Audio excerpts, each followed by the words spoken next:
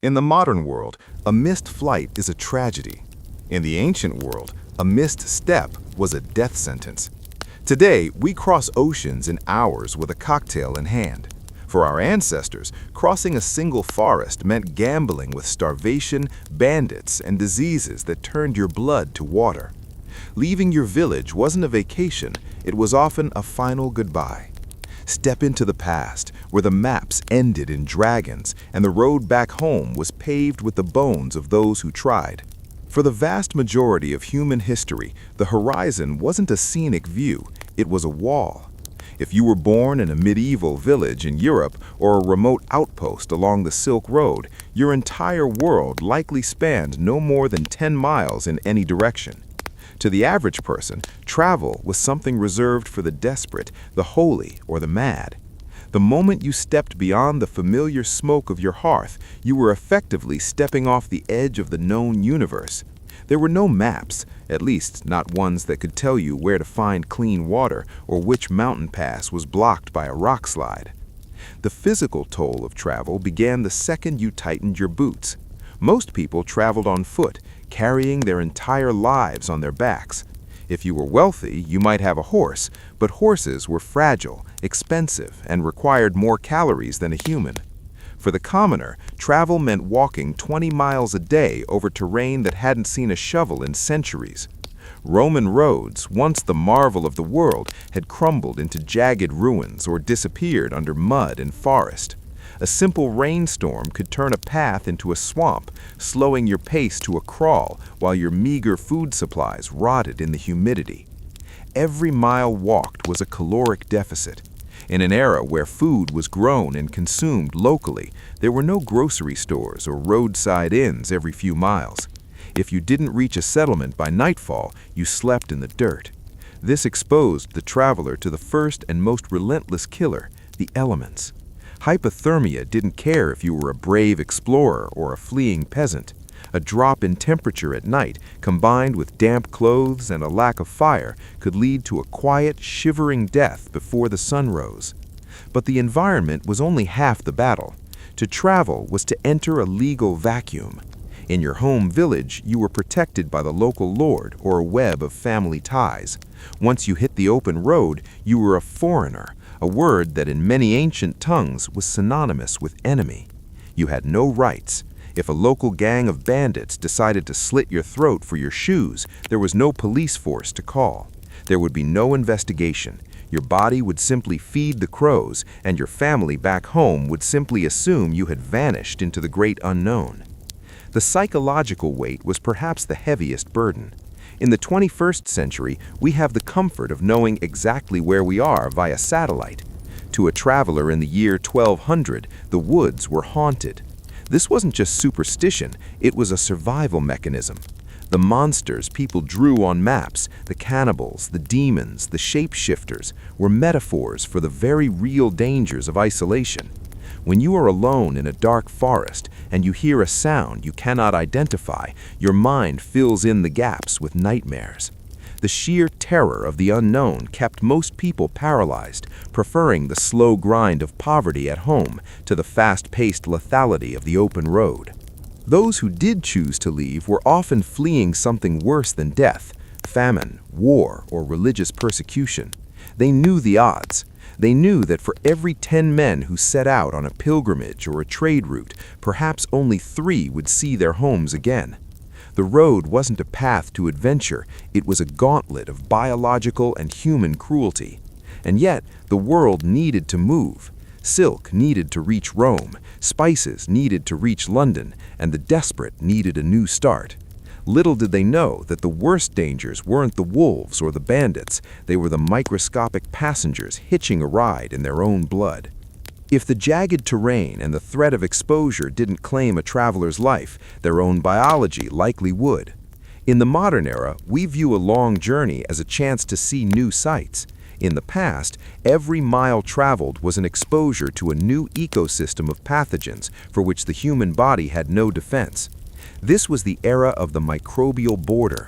When a traveler moved from one region to another, they weren't just moving their bodies, they were acting as a walking petri dish, carrying local bacteria into new lands and walking headfirst into viruses they had never encountered. Water was the most immediate and deceptive killer. Today, we trust the tap.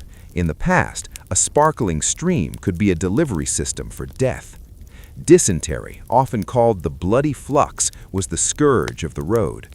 A traveler, parched from miles of trekking under a summer sun, would drink from a creek downstream from a village's waste pile or a rotting animal carcass. Within hours, their intestines would turn against them. In a world without rehydration salts or antibiotics, uncontrollable diarrhea wasn't just an inconvenience, it was a rapid road to organ failure. You would literally waste away on the side of a trail, too weak to stand, while other travelers passed you by, terrified that your curse might jump to them. Then there were the insects. We think of mosquitoes and lice as annoyances, but for the historical traveler, they were the elite snipers of the natural world. Typhus, spread by body lice, thrived in the cramped, filthy conditions of roadside hovels and travelers' inns. If you were lucky enough to find a bed, you usually shared it with 3 strangers and 1,000 parasites. By the time you woke up, the bacteria was already in your bloodstream. Within days, a high fever would set in, followed by a dark rash and delirium. Thousands of pilgrims and merchants died in the corners of dark, smoky stables, their identities unknown, their bodies tossed into unmarked pits because the innkeeper feared the fever would drive away business. The danger shifted but didn't disappear for those who traveled by sea. While land travelers feared thirst, sailors feared the lack of a single nutrient, vitamin C. Scurvy was perhaps the most gruesome way to die while moving. It was a slow-motion disintegration of the human frame. First, your gums would swell and blacken. Then, your old wounds, scars you'd had for 20 years, would mysteriously reopen as the collagen in your body failed. Your teeth would fall out like seeds from a dry sunflower. On long voyages across the Atlantic or Indian Oceans, it wasn't uncommon for half the crew to be tossed overboard before they ever saw land. They weren't killed by storms, they were killed by the lack of a lemon. Furthermore, the very act of congregating at trade hubs created killing zones. Cities like Constantinople, Venice, or Samarkand were the grand prizes of the ancient world, but they were also massive biological traps. A merchant from the east might carry a strain of the plague that his body could handle, but the moment he stepped into a crowded marketplace in the west, he became a biological bomb. This is how the Black Death moved, not just on the backs of rats, but in the luggage of the very people trying to build a better life through trade. Travelers also suffered from the stranger's malady. This was a general term for the various fevers and agues that hit anyone moving into a new climate. A man from the cold mountains of Scotland descending into the humid swamps of the Mediterranean would find his immune system overwhelmed by local malaria. Without quinine or any understanding of how mosquitoes operated, he would simply conclude that the bad air of the south was poisonous to his blood. In this world, medicine was often as lethal as the disease. If a traveler fell ill, a local healer might suggest bloodletting, draining the already weakened patient of the very fluid they needed to survive, or feeding them concoctions made of mercury or powdered lead. To be a traveler was to be a man without a doctor, a man without a map, and a man whose next drink of water could be his last. You didn't just pack a bag, you prepared your soul. While the elements could freeze you and the water could poison you, there was a far more calculated threat lurking in the shadows of the old roads: other people. In the modern world, we rely on the social contract, the unspoken agreement that the state will protect us and that there are consequences for violence. In the past, that contract ended the moment you left the city gates. Out on the open trail, the only law was the length of your blade or the speed of your horse. The highwayman is often romanticized in modern film as a dapper rogue, but the reality was far more stomach-turning. Banditry was a primary industry in many parts of the world. These weren't just lone thieves. They were often free companies of disbanded soldiers, men who knew how to kill efficiently and felt the world owed them a living. They didn't just want your gold. They wanted your clothes, your boots, and your horse. To them, a traveler was simply a walking supply crate. If you were lucky, they would rob you and leave you shivering and naked in the woods. If you weren't, they would kill you to ensure there were no witnesses to report back to the local magistrate. Crossing a border was particularly perilous. In the medieval and Renaissance periods, Europe and Asia were fractured into thousands of tiny fiefdoms, each ruled by a minor lord who viewed travelers as a resource to be squeezed. These robber barons would build castles at strategic choke points, a bridge, a narrow mountain pass, or a river bend, and demand exorbitant tolls. If you couldn't pay, your goods were seized, and you might find yourself thrown into a damp dungeon until a ransom arrived from a home you might never see again. These weren't taxes for road maintenance, they were legalized extortion. Then there was the nightmare of the traveler's inn. While movies depict these as cozy places of firelight and ale, historical records paint a much darker picture. Many inns were located in isolated areas where the innkeeper was in league with local gangs. There are chilling accounts of murder holes in the floors of guest rooms where a sleeping merchant would be stabbed through the mattress or dropped into a cellar while he slept. Even if the innkeeper was honest, you were forced to sleep in a great bed shared with 5 or 6 strangers. You would go to sleep clutching your coin purse to your chest, knowing that the man snoring next to you might be waiting for the candle to burn out so he could slit your throat for a silver spoon. For women, the dangers were multiplied tenfold. A woman traveling without a massive armed escort was essentially a target for every predator on the road. The risk of sexual violence was so high that many women who had to travel, such as pilgrims or those joining husbands, would disguise themselves as men, cutting their hair and wearing heavy cloaks to hide their forms.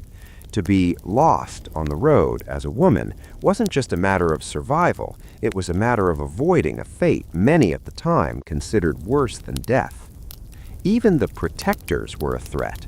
If you were traveling during a time of war, which was almost always, meeting a group of friendly soldiers was often just as dangerous as meeting bandits.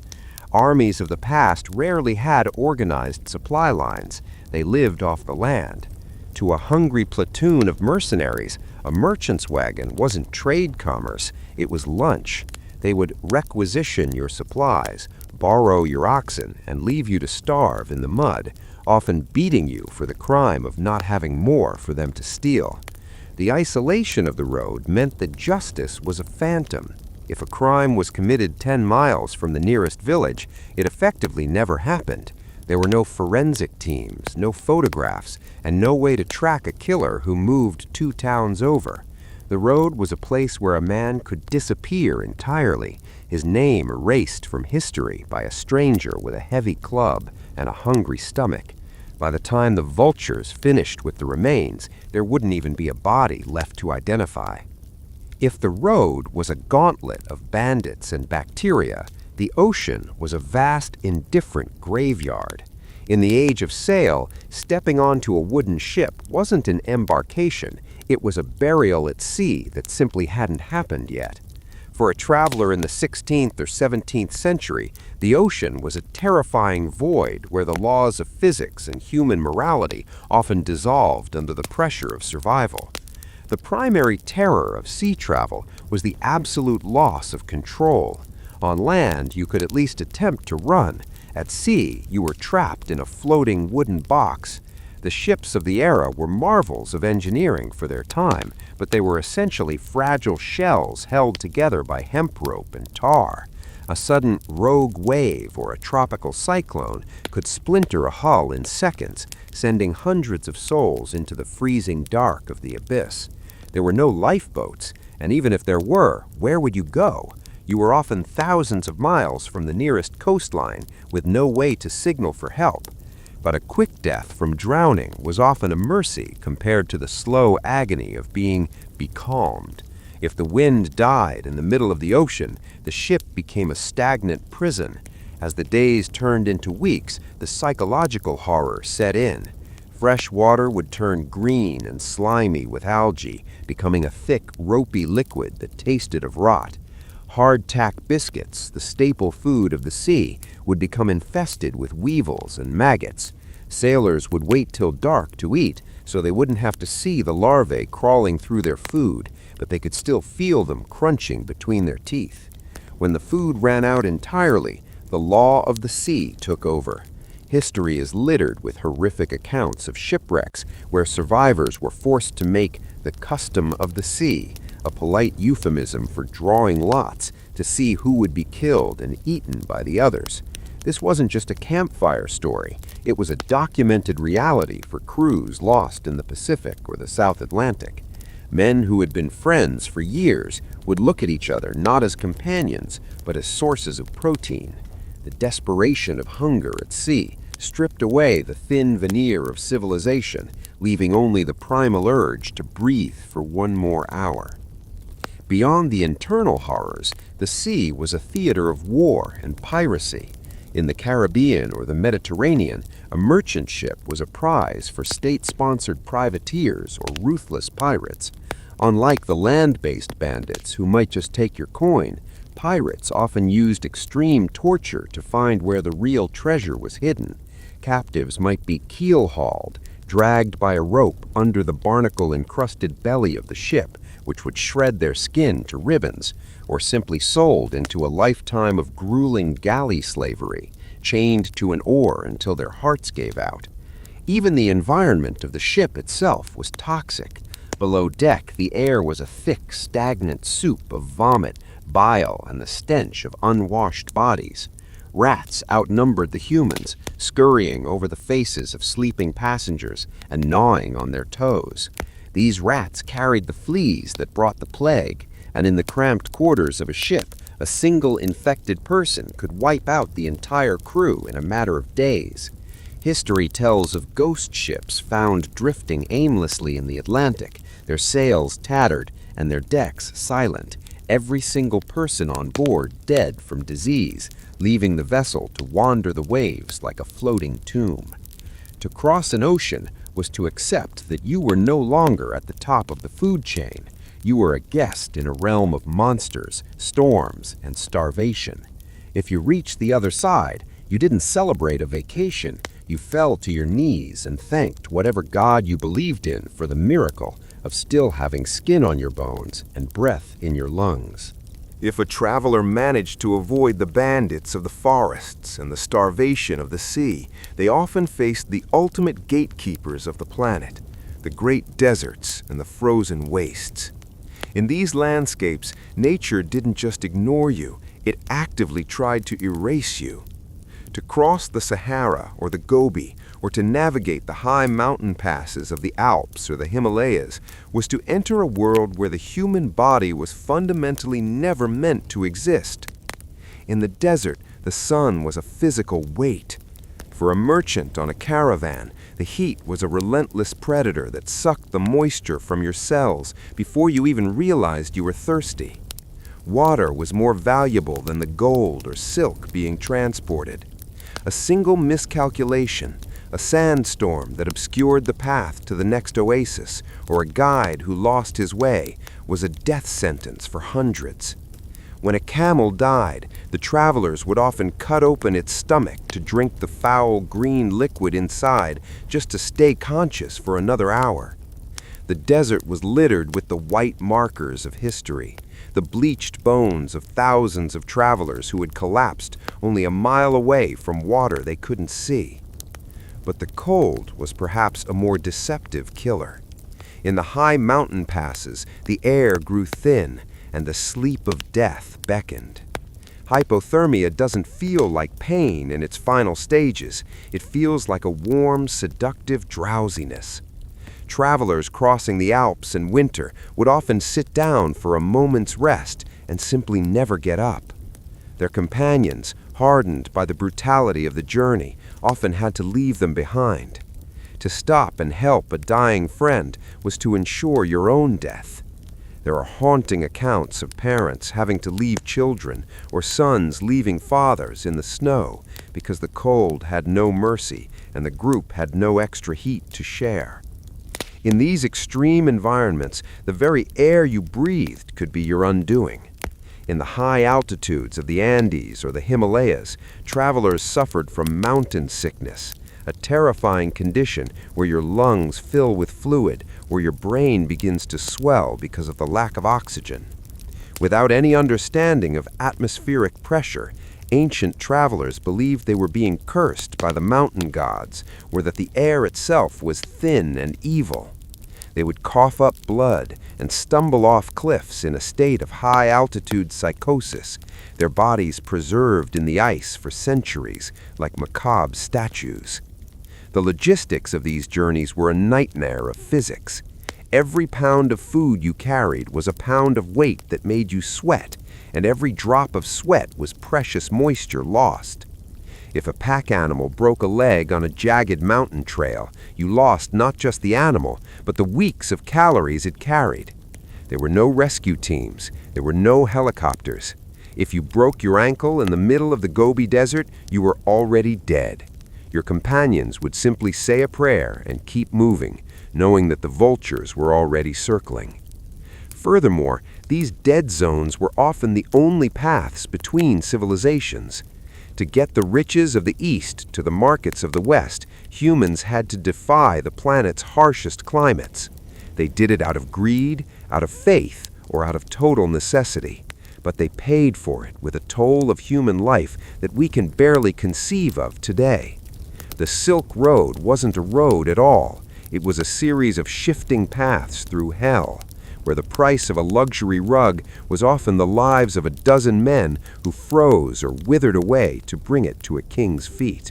To understand why traveling was a death sentence, one must look beyond the physical dangers and peer into the shattered psyche of the traveler.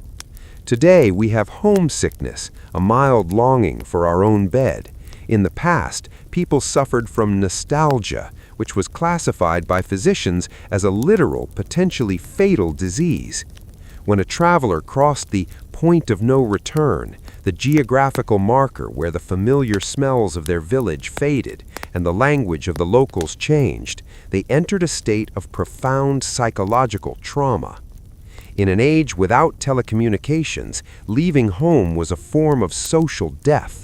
The moment you walked over that distant ridge, you ceased to exist for your family. There were no letters that could reach a moving target, no checking in, and no way to know if your parents were alive or if your village had been burned to the ground by a passing army. This total isolation bred a unique kind of madness. Travelers often reported seeing mirages, not just in the desert, but in the forests and on the high seas. Auditory hallucinations of their mothers calling their names, or the sound of their church bells ringing across an empty tundra. The weight of this isolation was compounded by the terrifying religious and supernatural beliefs of the time. For a traveler in the 14th century, the world was not just a map of soil and water, it was a battlefield between God and the devil. Every shadow in a dark alley was a demon. Every strange animal was a shapeshifter, and every thunderstorm was the wrath of a vengeful deity. To travel was to leave the consecrated ground of your parish and enter the wild places where the devil held sway. This wasn't just a metaphor. Men would literally die of fright, their hearts giving out during a night in an unfamiliar forest because they believed the night air was filled with the spirits of the unburied dead. This mental strain led to a breakdown in human empathy. Because the stakes were so high, travelers became hyper-vigilant and ruthlessly pragmatic. If a companion became a burden, perhaps they caught a mild fever or twisted a knee, the group faced a horrific psychological choice: stay and die together, or abandon the individual to the wolves. History is filled with the guilt of the survivor. Accounts of men who reached their destination but lost their minds because they had to listen to the screams of their best friend being left behind in the dark to ensure the rest of the caravan could reach the next well. The lack of accurate timekeeping and navigation meant that the traveler lived in a perpetual state of existential limbo. Without a watch or a compass, you were at the mercy of the sun and the stars. If the clouds rolled in for a week, you were effectively blind. This loss of orientation led to circular walking, where travelers would spend days trekking in a massive loop, burning their final calories only to return to the same rotted stump they had passed 3 days prior. The realization that you were lost in a world that didn't have a back button often led to a total collapse of the will to live. Finally, there was the stranger's paranoia. Because you were a target for every bandit and corrupt official, you could never truly sleep. Travelers practiced half sleep, keeping one eye open and a hand on a dagger for weeks at a time. This chronic sleep deprivation led to a weakened immune system and cognitive decline, making the traveler more prone to the very mistakes, a missed step, a tainted drink, a wrong turn, that would inevitably lead to their demise. They weren't just running a race against the elements, they were running a race against their own crumbling sanity. If a traveler defied the odds, surviving the bloody flux of the roadside, the blades of the highwaymen, the psychological rot of isolation, and the indifferent cruelty of the ocean, they finally arrived at their destination. But in the ancient world, arrival didn't mean safety. Often, the final destination was the most dangerous part of the journey. For the merchant, the pilgrim, or the explorer, the end of the road was frequently just a different kind of death sentence. The first hurdle was the city gate quarantine. As the world became more aware of the link between travel and plague, cities became fortress-like in their paranoia. If you arrived at the gates of a city like Venice or Ragusa during an outbreak, you weren't welcomed with open arms. You were met with pikes and crossbows. Travelers were often forced into lazarettos, fortified plague hospitals, where they were locked away for 40 days, the origin of the word quarantine. In these damp, overcrowded stone cells, those who were healthy were trapped with those who were dying. If you hadn't caught a disease on the road, you would almost certainly catch it while waiting for permission to enter the city. For those seeking fortune, the New World, or the Far East, often turned out to be a graveyard of broken dreams. European explorers arriving in the Americas or Africa faced yellowjack, yellow fever, and malaria. These were virgin soil epidemics in reverse. The travelers had no biological history with tropical mosquitoes. In some early colonial expeditions, the mortality rate was a staggering 80% within the first 6 months. You didn't die in a heroic battle, you died in a hammock, your skin turning a ghostly yellow, vomiting black vomit, while your companions dug a hole in the sand just outside the camp. There was also the grim reality of cultural incompatibility. A traveler who had spent a year crossing the Silk Road might arrive in a kingdom where a simple gesture, a nod of the head, the way they held their spoon, or the color of their cloak was considered a capital offense or a religious blasphemy. Without a translator or a deep understanding of local taboos, many travelers found themselves in front of an executioner's block, just as they thought they had reached safety. The foreigner was always the first person blamed when a local crop failed or a well went dry. You were the easy scapegoat, the outsider with no local protection, whose death would satisfy a restless mob. Furthermore, the destination was rarely the end. For the merchant, the goal was to turn a profit and return home. This meant the entire lethal gauntlet had to be run a second time. Many successful traders, their wagons heavy with gold and spices, were killed within sight of their home villages. Bandits who knew the trade schedules would wait just outside the traveler's home territory, knowing that the man returning was exhausted, his guard was down, and his pockets were full. The cost of this discovery was paid in millions of nameless lives.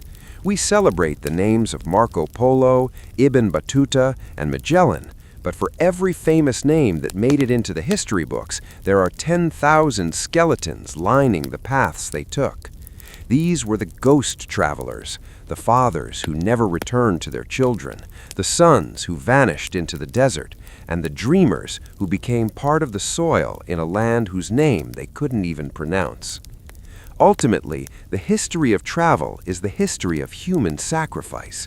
Every bridge we cross today, every flight we take, and every GPS coordinate we follow was bought with the blood of ancestors who stepped into the great unknown and never stepped back out. They didn't travel for the experience or the photos. They traveled because they had to, and they did so knowing that the road was a hungry beast that rarely let its prey go. As we move into the 19th century, the era of the American frontier presents one of the most concentrated examples of travel as a death sentence. The Oregon Trail wasn't just a path, it was a grueling 2,000-mile test of human endurance that claimed the lives of an estimated 30,000 people. If you stood on the trail and looked forward, you were statistically likely to pass a fresh grave every 80 yards. For the American pioneer, go west was often a command to walk directly into a meat grinder of disease, accidents, and environmental cruelty. The journey began with a deceptive sense of hope in jumping-off towns like Independence, Missouri. Families packed their entire lives into prairie schooners, heavy wooden wagons covered in canvas. But the romantic image of the family sitting in the wagon is a myth. The wagons were so overloaded with essential supplies, flour, bacon, sugar, and tools, that there was no room for people. Almost everyone, from toddlers to the elderly, walked the entire distance across the continent. By the time they reached the halfway point, their boots were often disintegrated, and they were treading the jagged rocks of the Rockies with bloodied feet wrapped in rags. The undisputed king of death on the trail was cholera. This blue death could turn a healthy man into a corpse in less than 6 hours. It was a waterborne nightmare that thrived in the communal camping grounds along the Platte River. Because thousands of people used the same water sources for drinking, washing, and waste, the trail became a massive biological circuit. You would drink from a stream in the morning, begin cramping by noon, turn a ghostly shade of blue as your body dehydrated at a violent speed, and be buried in a shallow grave by sunset. Because the caravans couldn't stop, family members often had to leave their loved ones in the dirt and keep moving, knowing that wolves or coyotes would unearth the body before the next sunrise. Accidents were the second leading cause of death. These were massive, primitive machines moving on unstable ground. A sudden spook of the oxen could lead to a stampede, where heavy wagon wheels crushed anything in their path. Children were particularly vulnerable. A single slip from the wagon tongue meant being crushed under 2 tons of wood and iron. Without modern surgery, a broken leg was frequently a terminal diagnosis. Infection and gangrene would set in within days, leaving the victim to die a screaming death in the back of a jolting wagon that felt every rock in the road. Then there was the grim reality of the American West. The crossing of rivers like the Kansas or the Snake was a gamble with the abyss. Pioneers had to caulk their wagons with tar and float them like clumsy boats across swollen, icy currents.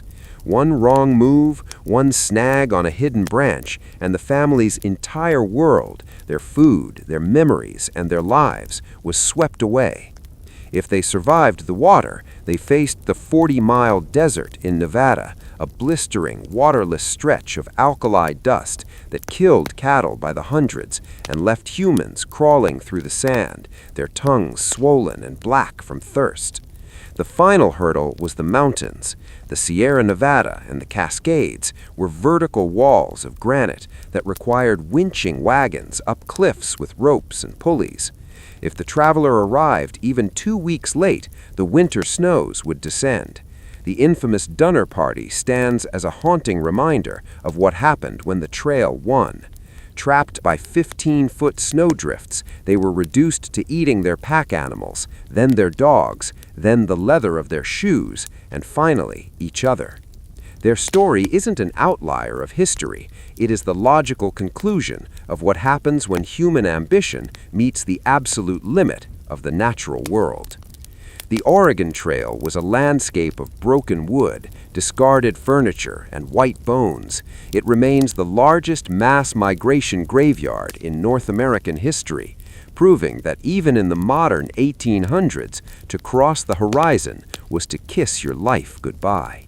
While some traveled for gold and others for land, millions in history were forced into the deadliest journey of all, the Middle Passage. This was the central leg of the triangular trade that brought enslaved Africans across the Atlantic.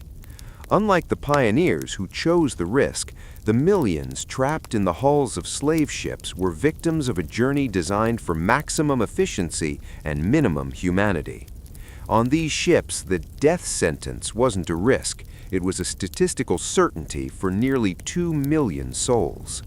The horror began with tight packing. To maximize profit, captains treated human beings as cargo, stacking them on shells with less than 18 inches of headroom. Men, women, and children were chained together in the dark, forced to lie in their own filth for months. The heat below deck was a physical entity, a suffocating wall of humid air that reached temperatures of over 100 degrees. The oxygen was so thin that candles would often flicker out. In this environment, the air became a soup of respiratory droplets, sweat, and the stench of the bloody flux. Disease was the primary executioner. Smallpox, yellow fever, and dysentery ripped through the crowded decks like wildfire. Because the captives were shackled in pairs, if one person died in the night, the survivor remained chained to a decomposing corpse for hours or even days until the crew performed their daily inspection. The psychological trauma was so absolute that many chose the only form of escape available, fixed melancholy. This was a state of total catatonia where the individual simply stopped eating and willed themselves to die. To combat this, sailors used a device called a speculum oris, a terrifying iron tool used to pry open the jaws of those on hunger strikes to force feed them. The ocean itself became a predator. Sharks learned to follow the slave ships across the Atlantic, trailblazing the route by following the steady stream of bodies thrown overboard. If a ship ran low on water or food, the cargo was often lightened. In the infamous Zong massacre of 1781, the crew threw 132 living people into the shark-infested waters to claim insurance money on lost goods. For those in the water, the end was swift. For those left on board, the sight of the fins circling the ship was a constant reminder that their lives were worth less than the timber of the deck. Even for those who survived the biological and physical assault, the destination offered no relief. They arrived in the Americas broken, diseased, and stripped of their identities. They had survived a journey that was scientifically engineered to be unsurvivable. The Middle Passage remains the darkest chapter in the history of travel, a reminder that the death sentence of the road was sometimes not an accident of nature, but a deliberate act of human cruelty. While the Atlantic was a graveyard of water, the Silk Road was a graveyard of dust. This was the longest trade route in the ancient world, stretching over 4,000 miles from the gates of Xi'an to the markets of Rome. To travel the full length of the Silk Road was to walk through 7 different climate zones, each with its own unique way of killing a traveler.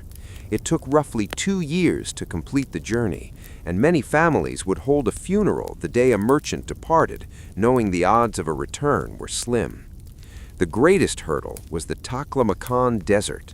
Its name literally translates to, "You go in, you don't come out." It is a vast, shifting sea of sand, where dunes can reach the height of skyscrapers. The winds here are so fierce they can strip the skin off a pack animal in minutes. Travelers relied on the singing sands, the eerie, moaning sound of the wind to navigate, but the sound often led to auditory hallucinations. Explorers like Marco Polo recorded stories of travelers hearing their names being called by spirits, leading them away from the caravan and into the trackless waste where they would wander until they collapsed from thirst. Water was the currency of survival. The caravans relied on carets, ancient underground irrigation systems, but if a well was poisoned or dried up, a 1,000-man caravan could be wiped out in 3 days. The thirst was so intense that merchants were known to drink the blood of their camels or even their own urine to stay alive. The heat was followed by cold death in the Pamir Mountains, also known as the roof of the world. Here, the path narrowed to a few feet wide, with 1,000-foot drops on either side. At this altitude, the air is so thin that the slightest physical exertion can cause a heart attack or a pulmonary edema. Beyond the environment, the Silk Road was a playground for the Mongol bow.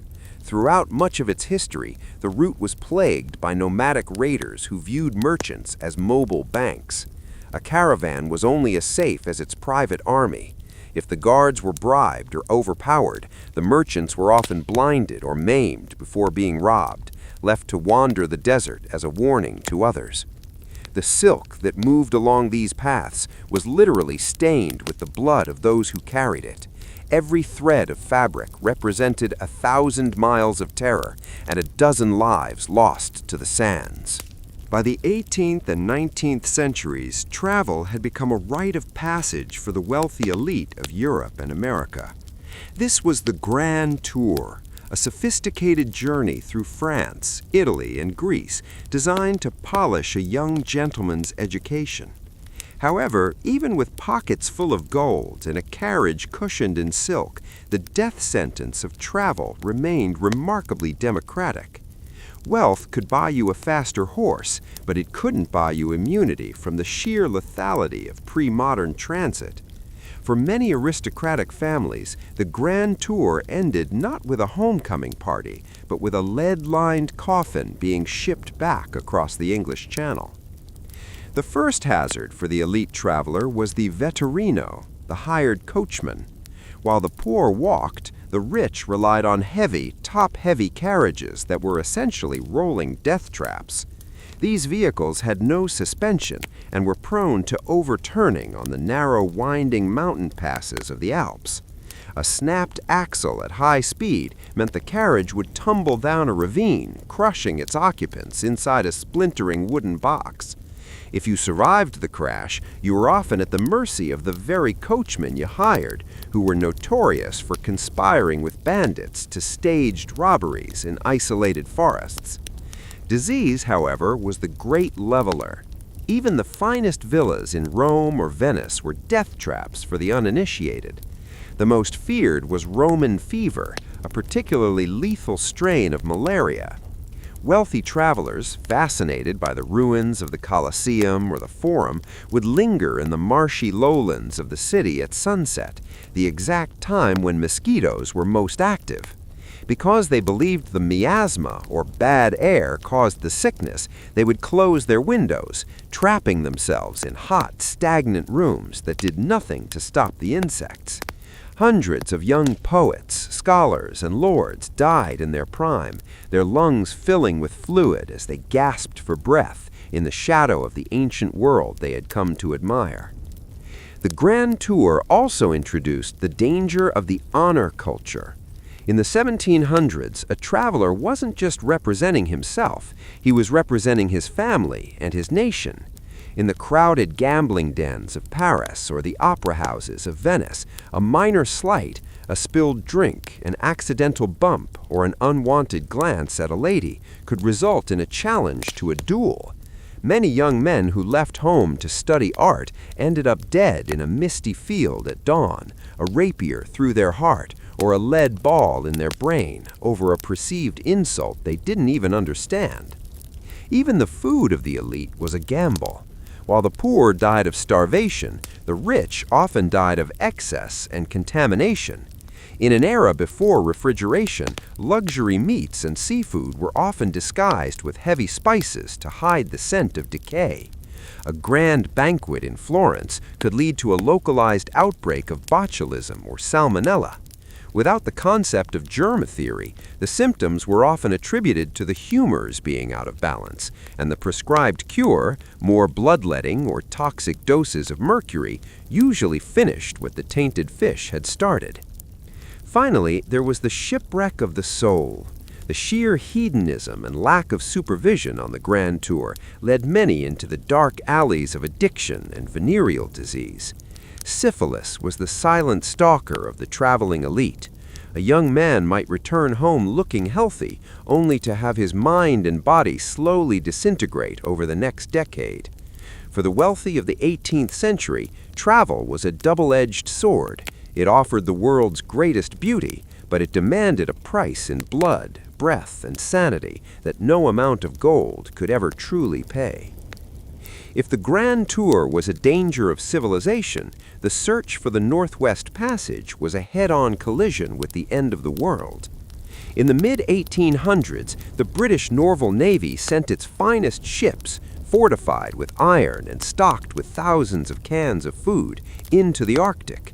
They believed that Victorian technology could conquer the ice. They were wrong. The Arctic didn't just kill travelers, it preserved their agony for centuries. The most famous example is the Franklin expedition of 1845. Two ships, the Erebus and the Terror, vanished into the white silence. When search parties finally found remains years later, they uncovered a story of horror that redefined the limits of human suffering. The ships became ice-locked, frozen solid in a shifting landscape of white. For 2 years, the men lived in a sunless world where the temperature inside the cabin stayed below freezing. Then the modern technology turned against them. The innovative tin cans used to store their food were sealed with lead solder. As the men ate to survive, they were slowly poisoning themselves. Lead poisoning causes irritability, paranoia, and eventually total cognitive collapse. The leaders of the expedition began making irrational decisions, and the crew began to lose their grip on reality. When they finally abandoned the ships to walk across the ice toward safety, they were already the walking dead, their bodies failing from scurvy and their minds shattered by lead. The final stage was the starvation madness. On the desolate shores of King William Island, the survivors were forced into the ultimate taboo. Modern forensic analysis of the bones found at the site shows clear cut marks consistent with cannibalism. These were highly trained, disciplined sailors of the world's most powerful navy, reduced to eating their comrades in a desperate, futile attempt to survive one more day in a land that offered nothing but wind and ice. The Arctic was the final proof that no matter how much progress humanity made, the act of traveling remained a high-stakes gamble with death. Whether it was a merchant in the desert, a slave in a hull, or a scientist in the ice, the message of history was clear. The road does not want you, the ocean does not know you, and the earth is perfectly happy to keep your bones as a souvenir of your curiosity. While many traveled for greed or survival, millions more walked toward their deaths in the name of God. In the medieval world, a pilgrimage to Jerusalem, Mecca, or Santiago de Compostela was the ultimate spiritual goal. But these holy paths were often just long, winding cemeteries. For the faithful, the journey was a deliberate sacrifice. Many pilgrims would settle their debts, write their last wills, and receive the rites of the dying before they even stepped out of their front doors. They knew that on the road to heaven, the gates of hell were always open. The pilgrim's mark made them easy targets. To show their peaceful intent, pilgrims wore specific clothing, a wide-brimmed hat, a heavy cloak, and a wooden staff. While this earned them some charity, it also acted as a beacon for human wolves. Predators knew that pilgrims often carried viaticum, travel money, hidden in their belts. Because pilgrims were often unarmed by religious decree, they were the favorite prey of the cozeners, con artists who would lure them into fake shrines or holy inns, only to drug them with nightshade and strip them of their possessions, leaving them to wake up in a ditch if they woke up at all. In the East, the Hajj to Mecca presented a different kind of lethality, the caravan plague. When tens of thousands of people from across the globe converged on a single point in the desert, they created the perfect storm for infectious disease. Cholera and smallpox didn't just walk with the pilgrims, they raced through the camps. In the scorching heat of the Hejaz, where water was scarce and sanitation was non-existent, a single infected traveler could trigger a pandemic that would follow the survivors back to their home countries, killing millions who never even left their villages. The Sea of Faith was just as treacherous. For European pilgrims heading to the Holy Land, the journey across the Mediterranean was a nightmare of exploitation. Venetian ship captains, looking to maximize profit, would pack pilgrims into the dark, airless holds of galleys. These pious passengers were often treated worse than livestock.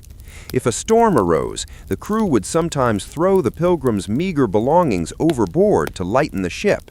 If the storm worsened, the pilgrims themselves were sometimes viewed as Jonahs, unlucky souls who had angered God and were cast into the waves to appease the sea. Even reaching the destination offered no safety. Jerusalem and other holy sites were often active war zones. A pilgrim might spend 3 years walking from England to the Levant, only to arrive during a siege. They would find themselves trapped between clashing caliphates and crusader armies, slaughtered in the crossfire of a war they had no part in fighting. Their holy land became a literal grave, their bodies buried in the same soil they had come to kiss in reverence. Ultimately, the pilgrimage was the purest form of the travel death sentence. It was a journey where the destination was often the afterlife itself. The path to salvation was paved with the skeletons of those whose faith was stronger than their bodies. They traveled not to see the world, but to leave it, and for hundreds of thousands, the road made sure they did exactly that. As the world entered the 1800s, humanity believed they had finally cheated death. The invention of the steam engine was supposed to turn the death sentence of travel into a mere commute. Trains were the iron horses that would outrun the bandits, ignore the wolves, and carry people across continents in days rather than months. But the early days of the Industrial Revolution didn't make travel safe. It simply changed the way people died. It replaced the slow, agonizing deaths of the desert with high-speed mechanical carnage. The early steam locomotives were essentially massive, high-pressure bombs on wheels. In the mid-19th century, boiler explosions were a terrifyingly common occurrence. Without standardized safety valves or modern metallurgy, the iron used for boilers was often brittle. A buildup of steam pressure could cause the entire locomotive to disintegrate in a fraction of a second, turning the train into a cloud of shrapnel and scalding steam. Passengers in the front carriages weren't just killed, they were literally cooked alive by the venting steam or shredded by the exploding iron. Then there was the nightmare of the bridge of straw. Because the expansion of the railways was driven by cutthroat capitalism and rapid expansion, many bridges and trestles were built with inferior wood or poorly forged iron. On dark, rainy nights, engineers would drive their trains onto bridges that were already swaying in the wind. History is haunted by the Tay Bridge disaster and similar tragedies, where an entire train, filled with families, businessmen, and children, would suddenly plunge into a freezing river because the structure couldn't handle the weight of progress. There were no seatbelts, no safety glass, and no escape. To be in a wooden, derailed carriage was to be inside a giant splintering crate that crushed everything within it. The danger wasn't just physical impact, it was the speed of the invisible. Trains became the ultimate vectors for disease. Before the railway, a plague moved at the speed of a walking horse. Now, a man infected with smallpox or influenza in a major city could travel 500 miles in a single day, coughing and breathing in a cramped, unventilated wooden car shared with 40 other people. The railway acted as a high-speed delivery system for epidemics, allowing viruses to leapfrog over the natural barriers of mountains and forests that had protected rural communities for centuries. Even the environment inside the train was toxic. Early carriages were lit by open oil lamps and heated by wood-burning stoves. In the event of a minor crash or even a hard jolt, these lamps would shatter and the stoves would tip over. Because the carriages were made of dry, varnished wood and filled with straw for insulation, they would instantly ignite. Passengers who survived the initial impact of a crash often found themselves trapped in a burning wooden cage, unable to open the primitive doors or windows as the iron horse became a funeral pyre. Furthermore, the psychology of travel changed. For the first time, humans were moving faster than a horse could gallop. Physicians of the era actually diagnosed a new condition called railway spine and railway madness. They believed the human nervous system wasn't designed to handle speeds of 40 miles per hour, and that the constant vibration of the rails would literally rattle the brain loose from the skull. While we know now this was pseudoscience, the sheer number of people suffering from concussive trauma and shock after a simple journey proved that the machine age had brought its own unique brand of lethality to the road. The train did eventually win the West and the East, but it did so by charging a massive blood tax. The tracks were laid over the graves of the laborers who died building them, and the cars were filled with the ghosts of those who thought that steam and iron would finally make the world a small, safe place. Long before the canal was finished, the journey across the Isthmus of Panama was the most lethal shortcut in human history. For those trying to reach the California gold fields or trade between the oceans, the 50-mile stretch of Panamanian jungle was a concentrated version of every horror we have discussed. It was a place where the planet seemed to actively defend its territory with every biological weapon in its arsenal. The Panama fever, a combination of yellow fever and malaria, was so pervasive that it was said the Panama Railroad was built with a dead body for every single railroad tie laid. Travelers arriving from the clean, cold air of the north were dropped into a steaming, swampy cauldron where the air was thick with the hum of millions of mosquitoes. Within 48 hours of landing, a traveler would feel the first bone break fever. Your joints would feel as though they were being crushed in a vice. Your eyes would turn yellow, and you would begin the black vomit, the internal hemorrhaging that signaled the end. The terrain itself was a liquid nightmare. The Chagres fever wasn't the only threat. The mud was deep enough to swallow a mule whole. Travelers had to navigate the jungle on foot or by small riverboats, constantly exposed to venomous snakes, caimans, and the creeping rot of fungal infections that could eat through a leather boot in a week. There was no clean place to sleep. If you lay down in the mud, you woke up covered in leeches and ticks that carried a dozen different parasites. What made Panama particularly horrific was the concentration of desperation. Because thousands of men were funneled through this narrow strip of land, all carrying gold or the hope of it, the area became a lawless no-man's land. Gamblers, thieves, and murderers from every corner of the globe set up shanty towns along the transit route. In places like Aspinwall, now Cologne, life was incredibly cheap.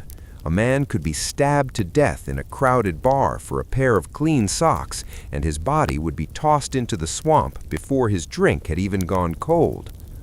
By the time the Panama Canal was finally completed decades later, it had cost an estimated 25,000 lives. That is 500 deaths for every mile of the crossing. It remains a monument to the fact that for much of history, the short way was often the quickest way to the grave. The jungle didn't care about your gold or your maps. It only cared about the carbon in your bones. By the dawn of the 20th century, humanity had conquered the land and the sea, but the sky remained the ultimate death sentence. The pioneers of flight were not seen as commuters. They were viewed as suicidal daredevils. Early aviation was a realm where the laws of gravity were enforced with brutal, unforgiving finality. To step into a flying machine made of wood, canvas, and piano wire was to sign a contract with the wind, and the wind was a treacherous partner. The first era of air travel was dominated by the great dirigibles, massive hydrogen-filled giants like the Hindenburg. These were the luxury liners of the sky, offering silver service and piano music while floating thousands of feet above the Atlantic. But they were essentially flying bombs. Hydrogen, the lightest element, is also one of the most flammable. A single spark of static electricity, a leak in a gas cell, or a lightning strike could turn a majestic airship into a roaring inferno in less than 30 seconds. There were no parachutes for passengers. If the ship caught fire, you had two choices: burn in the hydrogen flame, which reached temperatures of over 2,000 degrees Fahrenheit, or jump into the void. As the world transitioned to fixed-wing aircraft, the death sentence became a matter of mechanical frailty. Early passenger planes had no pressurized cabins, no radar or de-icing equipment. To fly over a mountain range like the Andes or the Alps was a blind gamble. Pilots flew by dead reckoning, looking out the window for landmarks. If a cloud bank rolled in, the pilot was effectively flying into a stone wall. History is littered with the ghost flights of the 1920s and 30s, planes that simply vanished into the mist, only to be found decades later as twisted aluminum skeletons high on a glacier. The physical toll on the early aero traveler was immense. Without pressurized cabins, passengers suffered from hypoxia, oxygen deprivation, and severe altitude sickness. As the plane climbed, the air became thin and freezing. Travelers would sit wrapped in heavy fur coats, shivering in wicker seats, while their ears bled from the rapid changes in pressure. If the engine failed, which it did with an alarming frequency, the plane didn't glide, it dropped like a stone. There were no emergency water landings that people survived. A crash into the ocean was simply a high-speed burial. Then there was the invisible killer of the sky: weather. Early planes were so light that a strong downdraft or a microburst could literally snap the wings off the fuselage. Turbulence wasn't just a reason to fasten your seatbelt, it was a structural threat that could disintegrate the aircraft in mid-air. Passengers would watch through thin glass windows as the wings flexed and groaned, knowing that a single metal fatigue crack, something invisible to the naked eye, meant certain death. Even the ground was dangerous. Early airports were often just muddy cow pastures. Takeoffs and landings were the lethal parts of the journey. If a tire hit a soft patch of mud at 60 miles per hour, the plane would ground loop, flipping over and crushing the occupants or igniting the fuel tanks located just inches from the passenger seats. In the early days of the postal flights, the mortality rate for pilots was nearly 30%. Meaning that if you flew the mail for a living, you were statistically likely to be dead within 3 years. Air travel eventually became the safest way to move, but it was a safety bought with the lives of thousands of test subjects. Every safety sensor, every redundant engine, and every black box in a modern jet is there because someone in the past fell out of the sky. The air was the final frontier that proved, once and for all, that for humans to move across the planet, they must first survive the planet's refusal to let them go. We live in an era of the great forgetting. Because we can cross the Sahara in a few hours while watching a movie, or sail the Atlantic on a ship that feels like a floating city, we have developed a false sense of security. We look at the maps of the past and laugh at the sea monsters and the dragons. But those monsters were real. They were just microscopic or geological or hidden in the hearts of desperate men. The death sentence of travel hasn't been abolished. It has only been managed. We have built a fragile bubble of technology that shields us from the cold, the thirst, and the bacteria that killed our ancestors. But that bubble requires a massive global infrastructure to maintain. If the power grid fails, if the fuel stops flowing, or if a new super plague bypasses our antibiotics, the road will instantly return to its natural state, a dark, predatory place where the stranger is an enemy and the horizon is a wall. History shows us that travel is the ultimate human paradox. We are a species that cannot stay still, yet the very act of moving is a defiance of the natural order. We were meant to live and die within the sound of our own village bells. By breaking that circle, we gained the world, but we paid for it with a mountain of corpses that stretches back to the beginning of time. When you look out the window of a car, train, or plane today, remember the invisible travelers who are riding with you. Remember the merchant who died of thirst so you could have pepper in your kitchen. Remember the pioneer who buried her child in the dust so you could live on the West Coast. Remember the sailor who disintegrated from scurvy so the world could be connected. They are the ones who paid the death sentence so that you could have a vacation. The road is quiet now, but it still remembers the taste of blood. For centuries, the Himalayan high passes were the most terrifying segments of the Silk Road and the regional trade routes between India, Tibet, and China. While the desert killed with heat, the mountains killed with an eerie, silent efficiency that left travelers feeling as though the very gods were squeezing the life out of them. These were not just roads, they were thin ledges carved into the faces of vertical miles, where a single sneeze or a gust of wind could send a caravan of 50 men into a mile-deep abyss. The first killer was the invisible noose, hypoxia. Ancient travelers had no concept of oxygen levels. As they climbed above 15,000 feet, they believed the bad air was a spiritual punishment. Your blood thickens, your heart hammers against your ribs like a trapped bird, and your brain begins to swell. This led to mountain madness. Strong men would suddenly begin to weep, or they would strip off their clothes in freezing temperatures, a phenomenon known as paradoxical undressing. They would walk off the edge of a cliff, convinced they were stepping onto a flat meadow. The mountains didn't need to attack you, they simply let your own mind betray you. The physical paths were nightmares of engineering.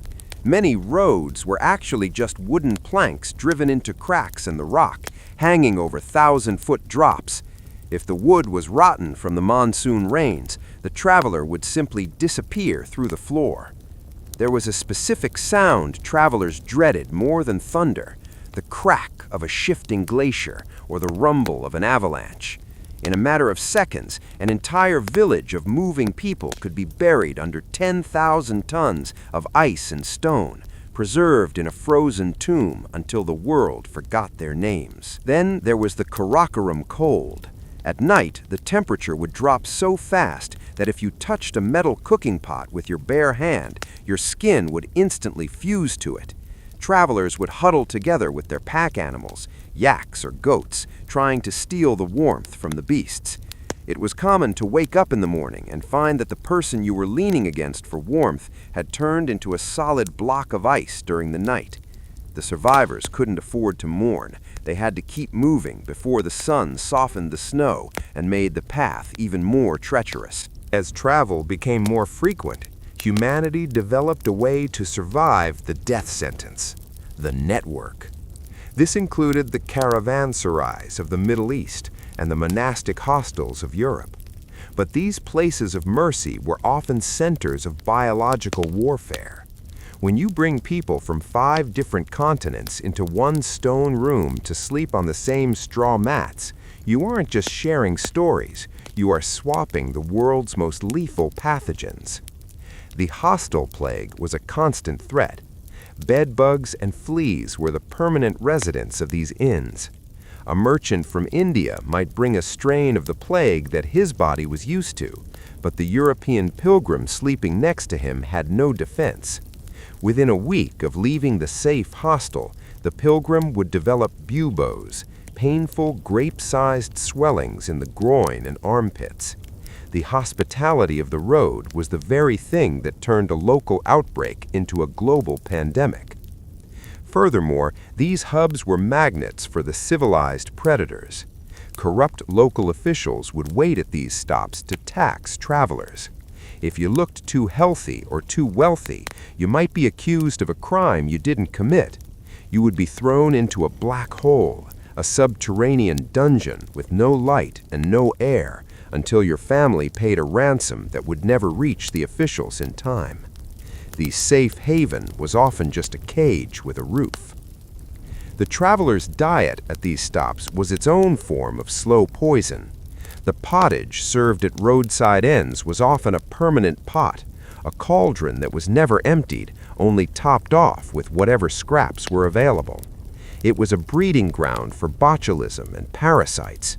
Travelers often suffered from the traveler's gut, a permanent state of inflammation that left them so malnourished they looked like walking skeletons. They weren't dying of hunger. They were dying because their bodies had forgotten how to absorb food. We have reached the end of our journey through the death sentence of history. We have seen the deserts turn men into dust, the oceans swallow entire civilizations, and the mountains shatter the human mind. But there is one final truth to acknowledge. The death sentence was the price of the modern world. Every piece of technology we use today, from the screen you are reading this on to the medicine in your cabinet, exists because someone was brave enough or desperate enough to walk into the dark. If our ancestors had stayed within the safety of their village walls, humanity might have survived longer individually, but we would have failed as a species. We are the children of the survivors. We carry the genes of the merchants who outran the bandits, the sailors who survived the scurvy, and the pioneers who crossed the mountains. We are the lucky ones who live in the brief window of history where a trip is a joy rather than a gamble with the grave. But the road is still there. Under the asphalt of our highways and the steel of our rails lie the layers of bones from those who came before. History isn't just a book, it's a map of sacrifice. The next time you feel frustrated by a long flight or a traffic jam, take a breath and remember the invisible horizon. Remember that for 99% of human history, your journey wouldn't have been a nuisance, it would have been a miracle. The death sentence has been commuted, but the road never forgets. Stay safe, stay curious, and never forget the cost of the view.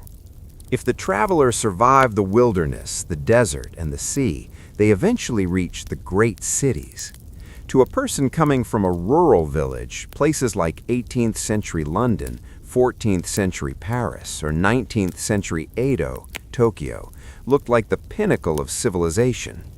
In reality, these cities were biological incinerators. For a traveler, entering a major city was often the final, fatal mistake. Today, we see cities as centers of medicine. In the past, they were the places where medicine went to die. The first thing that hit a traveler was the smell, a thick physical wall of rot. With no sewage systems, cities were essentially open pits of human and animal waste. In London, the great stink wasn't just an unpleasant odor, it was a sign of the literal poison in the air and water. A traveler, unaware of the danger, would drink from a public pump that sat mere feet away from a shallow graveyard or a cesspool. Within hours, they would be infected with typhoid or cholera. In the tight, narrow alleys where the sun never touched the ground, these diseases didn't just spread, they exploded. Socially, the city was a human jungle, far more complex than any forest. Travelers were greenhorns or fresh meat.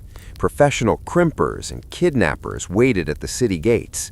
They would offer a weary traveler a free drink or a cheap bed, only for the traveler to wake up days later in the hold of a departing ship, shanghaied into forced naval service, or worse, in a back alley surgery where their organs or teeth were harvested for the wealthy. In a city of 500,000 people, a single traveler with no local family simply didn't exist in the eyes of the law. You could be murdered for your coat, and your body would be fed to the pigs in Smithfield before the sun came up. As we moved into the late 1800s, the transition from sail to steam was supposed to make the oceans safer.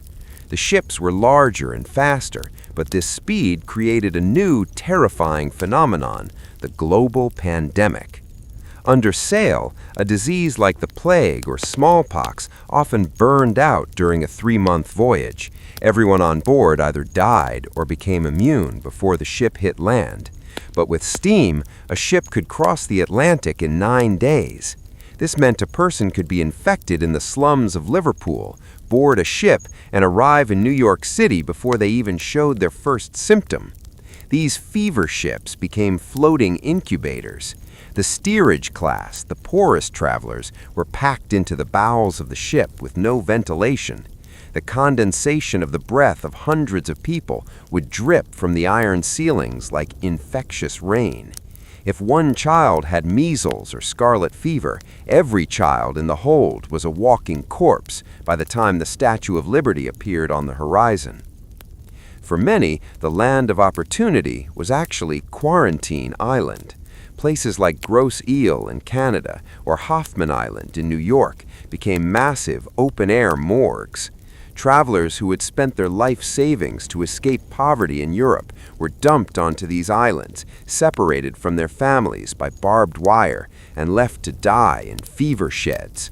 They died in sight of the shore they had dreamed of, their bodies buried in mass graves marked only by a number. The journey was over, but for them, the death sentence was finally carried out. As we bring this saga to a close, we must look at the hidden death sentence of modern travel. We have conquered the bandits with police, the scurvy with vitamins, and the cholera with chlorine. But we have traded those ancient horrors for something more subtle, the high-speed catastrophe. When travel was slow, death was slow. Now, when travel fails, it fails with a violence that our ancestors couldn't imagine. A mid-air collision at 30,000 feet, a high-speed rail derailment, or a multi-car pileup on a fog-shrouded highway, these are the modern dragons. We have compressed the danger of a 2-year Silk Road journey into a single, terrifying millisecond of mechanical failure. We have also created a world where a single traveler in a crowded airport can spread a virus across the entire planet in 24 hours. The death sentence hasn't disappeared, it has just gone viral. The story of travel is the story of the human spirit's refusal to be contained. We are the only animals that will knowingly walk into a death sentence just to see what is on the other side of the hill. We have paid for our globalized, connected world with billions of lives, millions of miles of suffering, and a courage that borders on insanity. Next time you step onto a plane or start your car, take a moment to look at the road. It isn't just asphalt and paint. It is a monument. It is a scar on the earth made by the millions who went before you and never came back. You are the survivor of a 10,000-year war against the horizon. Don't take the arrival for granted. While we have spoken of the travelers who paid for passage, we must acknowledge the thousands whose journey was the construction of the road itself. In the mid-19th century, the building of the great railways, the transcontinental in America, the trans-Siberian in Russia, and the British lines in India, was a travel story where the destination was a grave. These men didn't move across the land, they forced the land to move for them, and the earth retaliated with a vengeance. In the Sierra Nevada mountains, Chinese laborers were lowered down sheer granite cliffs in hand-woven wicker baskets. Their task was to drill holes into the rock, stuff them with volatile nitroglycerin, light the fuse, and signal to be pulled up before the mountain exploded. Many weren't pulled up fast enough. The death sentence here was a thunderous roar followed by a rain of stone and human remains. If the explosions didn't kill them, the White Death, avalanches that swept entire camps into deep canyons, did. In the spring, when the snow melted, the bodies were found still clutching their shovels, frozen in a final act of labor for a road they would never get to ride. Imagine standing in the center of a crowded town square in 18th century London, the air thick with the smell of coal smoke and rotting waste. You aren't a violent criminal. You're a father who hasn't eaten in 2 days, and your children are crying from hunger. In a moment of sheer desperation, you grab a single loaf of bread from a baker's stall. In the modern world, this might lead to a fine or a night in a cell. But in the era of the bloody code, this simple act of survival has just signed your death warrant. The law does not see a starving man. It sees a threat to the sanctity of property. And the penalty for such a grand larceny, defined as stealing anything worth more than 12 pence, is the gallows. This was the brutal reality for common folk throughout history, a world where the scales of justice were heavily weighted against the poor, and where a minor lapse in judgment or a moment of necessity could lead to public humiliation, agonizing torture, or a one-way trip to the executioner's noose. The crowd around you isn't sympathetic. They are gathered for a spectacle. Punishment in the pre-modern world was never just about correction, it was about theater. To the ruling class, the only way to keep the rabble in check was through visible, visceral terror. If you weren't being hanged for stealing a silver spoon, you might find yourself locked in the pillory, your head and hands trapped in a wooden frame, while the townspeople pelted you with stones, rotten eggs, and even dead animals. For the crime of scolding, simply being a woman who spoke too loudly or argued with her neighbors, you could be strapped into a cucking stool and plunged repeatedly into the freezing waters of the local pond, a punishment designed to break your spirit as much as your health. As we delve into these dark chapters of human history, we will explore the bizarre and often stomach-turning ways ordinary people paid the price for crimes that today wouldn't even warrant a second glance. From the iron-fisted laws of the Puritans to the relentless bureaucracy of the Roman Empire, the story of historical punishment is a grim reminder of how far we've come and how easily the line between justice and cruelty can blur when power is absolute. You are about to witness the true cost of a small crime in an age when mercy was a luxury few could afford. In the damp, flickering shadows of a 17th century courtroom, the scent of burnt flesh often mingled with the smell of old parchment. For a common laborer caught stealing a branded sheep or a piece of cloth, the first encounter with the law wasn't always the end of their life, but it was the end of their identity. If the judge felt a flicker of mercy, or if the criminal could prove they were literate by reading a specific verse from the Bible, a loophole known as benefit of clergy, they might escape the gallows. However, they wouldn't walk away clean. Instead, they were led to the front of the court where a red-hot iron awaited. The executioner would grab the prisoner's hand or press the glowing metal directly onto their thumb or cheek.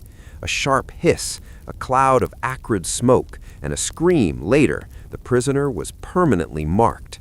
A T for thief, an M for manslayer, or an F for fraymaker. This wasn't just a physical wound, it was a permanent social death sentence. In an era without digital databases or ID cards, your skin was your criminal record. From that moment on, every person you met, every employer you approached, and every traveler you passed on the road knew exactly what you had done. You were a walking warning, a human billboard of your past mistakes, forever exiled to the fringes of society, where the only way to survive was often to commit the very crimes you were branded for. But branding was tame compared to the psychological warfare waged against those who committed moral crimes. In the American colonies, the Puritans believed that a small sin was a crack in the foundation of the entire community. Imagine a young woman named Elizabeth caught in the crime of gossiping or working on the Sabbath. She wouldn't just be fined, she would be forced to stand on a high stool in the center of the meeting house during a 4-hour sermon, wearing a sign around her neck detailing her sin in bold letters. The goal was total humiliation. The community was encouraged to jeer, to spit, and to treat the offender as a leper. The cruelty of these punishments lay in their intimacy. In a small village, you knew your tormentors. The person throwing the rotten cabbage at your face in the pillory was the same neighbor you had shared a meal with the week before. This social pressure was designed to ensure that the commoners policed themselves. The fear of being the subject of the town's mockery was often more effective than the fear of the whip. For the common person, a moment of anger or a lapse in religious observation didn't just result in a legal penalty, it resulted in the total evaporation of their dignity, leaving them to live out their days as a ghost in their own home, forever defined by a single, small act of defiance. In the narrow, cobbled alleys of 16th century Britain and Germany, a woman's voice was often considered a dangerous weapon. If a woman was deemed too outspoken, troublesome, or if she dared to argue with her husband in public, she wasn't just told to be quiet, she was subjected to one of the most dehumanizing inventions in the history of petty crime, the scold's bridle, or the brank. This wasn't merely a mask, it was an instrument of torture designed to strip a human being of their most basic faculty, speech. Imagine being dragged from your home by the town beadle because a neighbor complained that you were scolding. The authorities would bring out a heavy, rusted iron cage that fit tightly over your head, but the true cruelty lay inside. A flat metal plate, often spiked or studded with sharp edges, was forced into your mouth, resting heavily on top of your tongue. If you attempted to speak or even swallow, the spikes would tear into your flesh. Locked into this metal contraption, you were then led through the streets on a chain, like an animal on a leash, while the townspeople laughed at your silent agony. This was the price for the crime of the tongue. It was a vivid, metallic reminder that in the eyes of the law, an ordinary woman's opinion was a public nuisance that had to be physically suppressed. The philosophy behind these punishments was simple. The punishment must fit the sin, and it must be as degrading as possible. For those women who weren't fitted with the bridle, there was the cucking stool. This wasn't just a quick splash in the water. An ordinary villager, perhaps caught selling sour ale or cheating a customer by a few grams of grain, would be strapped into a wooden chair at the end of a long beam. The chair would be suspended over the local river, often the dumping ground for the town's sewage. As the crowd gathered on the banks, the victim would be plunged repeatedly into the filth. In the winter, the water was bone-chillingly cold. In the summer, it was a breeding ground for disease. The ducking continued until the victim was half drowned and shivering with hypothermia. The goal wasn't to kill, though many died later from pneumonia or infection, but to make the victim an object of ridicule. For a small crime of commerce or conduct, you were turned into a shivering, filthy spectacle, stripped of your clothes and your pride in front of everyone you had ever known. This era of justice functioned on the principle of shame as a weapon. There were no private prisons for the commoner. There was only the public square. If you were a man caught in a minor lie, you might have your ear nailed to a wooden post in the market. You were forced to stand there for hours, and when your time was up, you were given a choice: stay there forever or tear your own ear away to be free. These weren't punishments reserved for hardened killers. These were the daily risks faced by every ordinary person who stepped slightly outside the rigid lines of social order. The message was clear. Your body and your voice did not belong to you. They belonged to the state and the church, and they could be broken at any time. As the world shifted from the medieval mud of the village to the soot-stained bricks of the Industrial Revolution, the nature of punishment evolved into something more refined, but arguably more soul-crushing. By the Victorian era, the public spectacles of the gallows and the branding iron began to fade, replaced by a terrifying new concept, the silent system. For a common laborer or a homeless urchin caught in the crime of vagrancy, simply having no place to sleep, the punishment was no longer a quick physical lashing. Instead, It was a descent into a mechanical purgatory known as the treadwheel. Imagine walking into a cold, sterile prison yard and being forced to climb a massive revolving iron cylinder with wooden steps. You were separated from other prisoners by wooden partitions, so you cannot see a single human face. You were forbidden to speak. All you see is the wooden plank in front of your eyes, and all you do is step. As the wheel turns under your weight, you must keep climbing, or your shins will be shattered by the descending slats. This was hard labor in its purest, most pointless form. Ordinary people were forced to climb the equivalent of 6,000 to 14,000 vertical feet every single day, a climb higher than many mountain peaks, all while being fed nothing but watery gruel and hard bread. The horror of the treadwheel wasn't just the physical exhaustion, it was the utter futility. In many prisons, the wheel wasn't even connected to a mill to grind grain or pump water. It was simply grinding the air. The authorities believed that the minds of the poor were inherently idle and criminal, and the only way to fix them was to break their spirit through repetitive, meaningless toil. A teenager caught stealing a handkerchief or a street vendor without a license could spend 3 months on the wheel. By the time they were released, their joints were often permanently damaged, and their minds were pushed to the brink of insanity by the enforced silence and the rhythmic metallic clanging of the machine. For those not sent to the wheel, there was the oakum picking. This was the fate of the elderly, the weak, or the women caught in petty theft. You were given a thick, heavy length of old tar-covered ship's rope and told to unpick it with your bare fingers until it turned back into loose fiber. The tar was rock hard and often mixed with salt and grit. Within hours, your fingernails would bleed. Within days, your fingertips would be raw and skinless. Yet you had to produce a specific weight of fiber by sunset, or you would be denied your meager meal. This was the modern justice of the 19th century, a calculated bureaucratic cruelty that viewed the poor as mere components of a machine to be used, exhausted, and discarded for the smallest of infractions.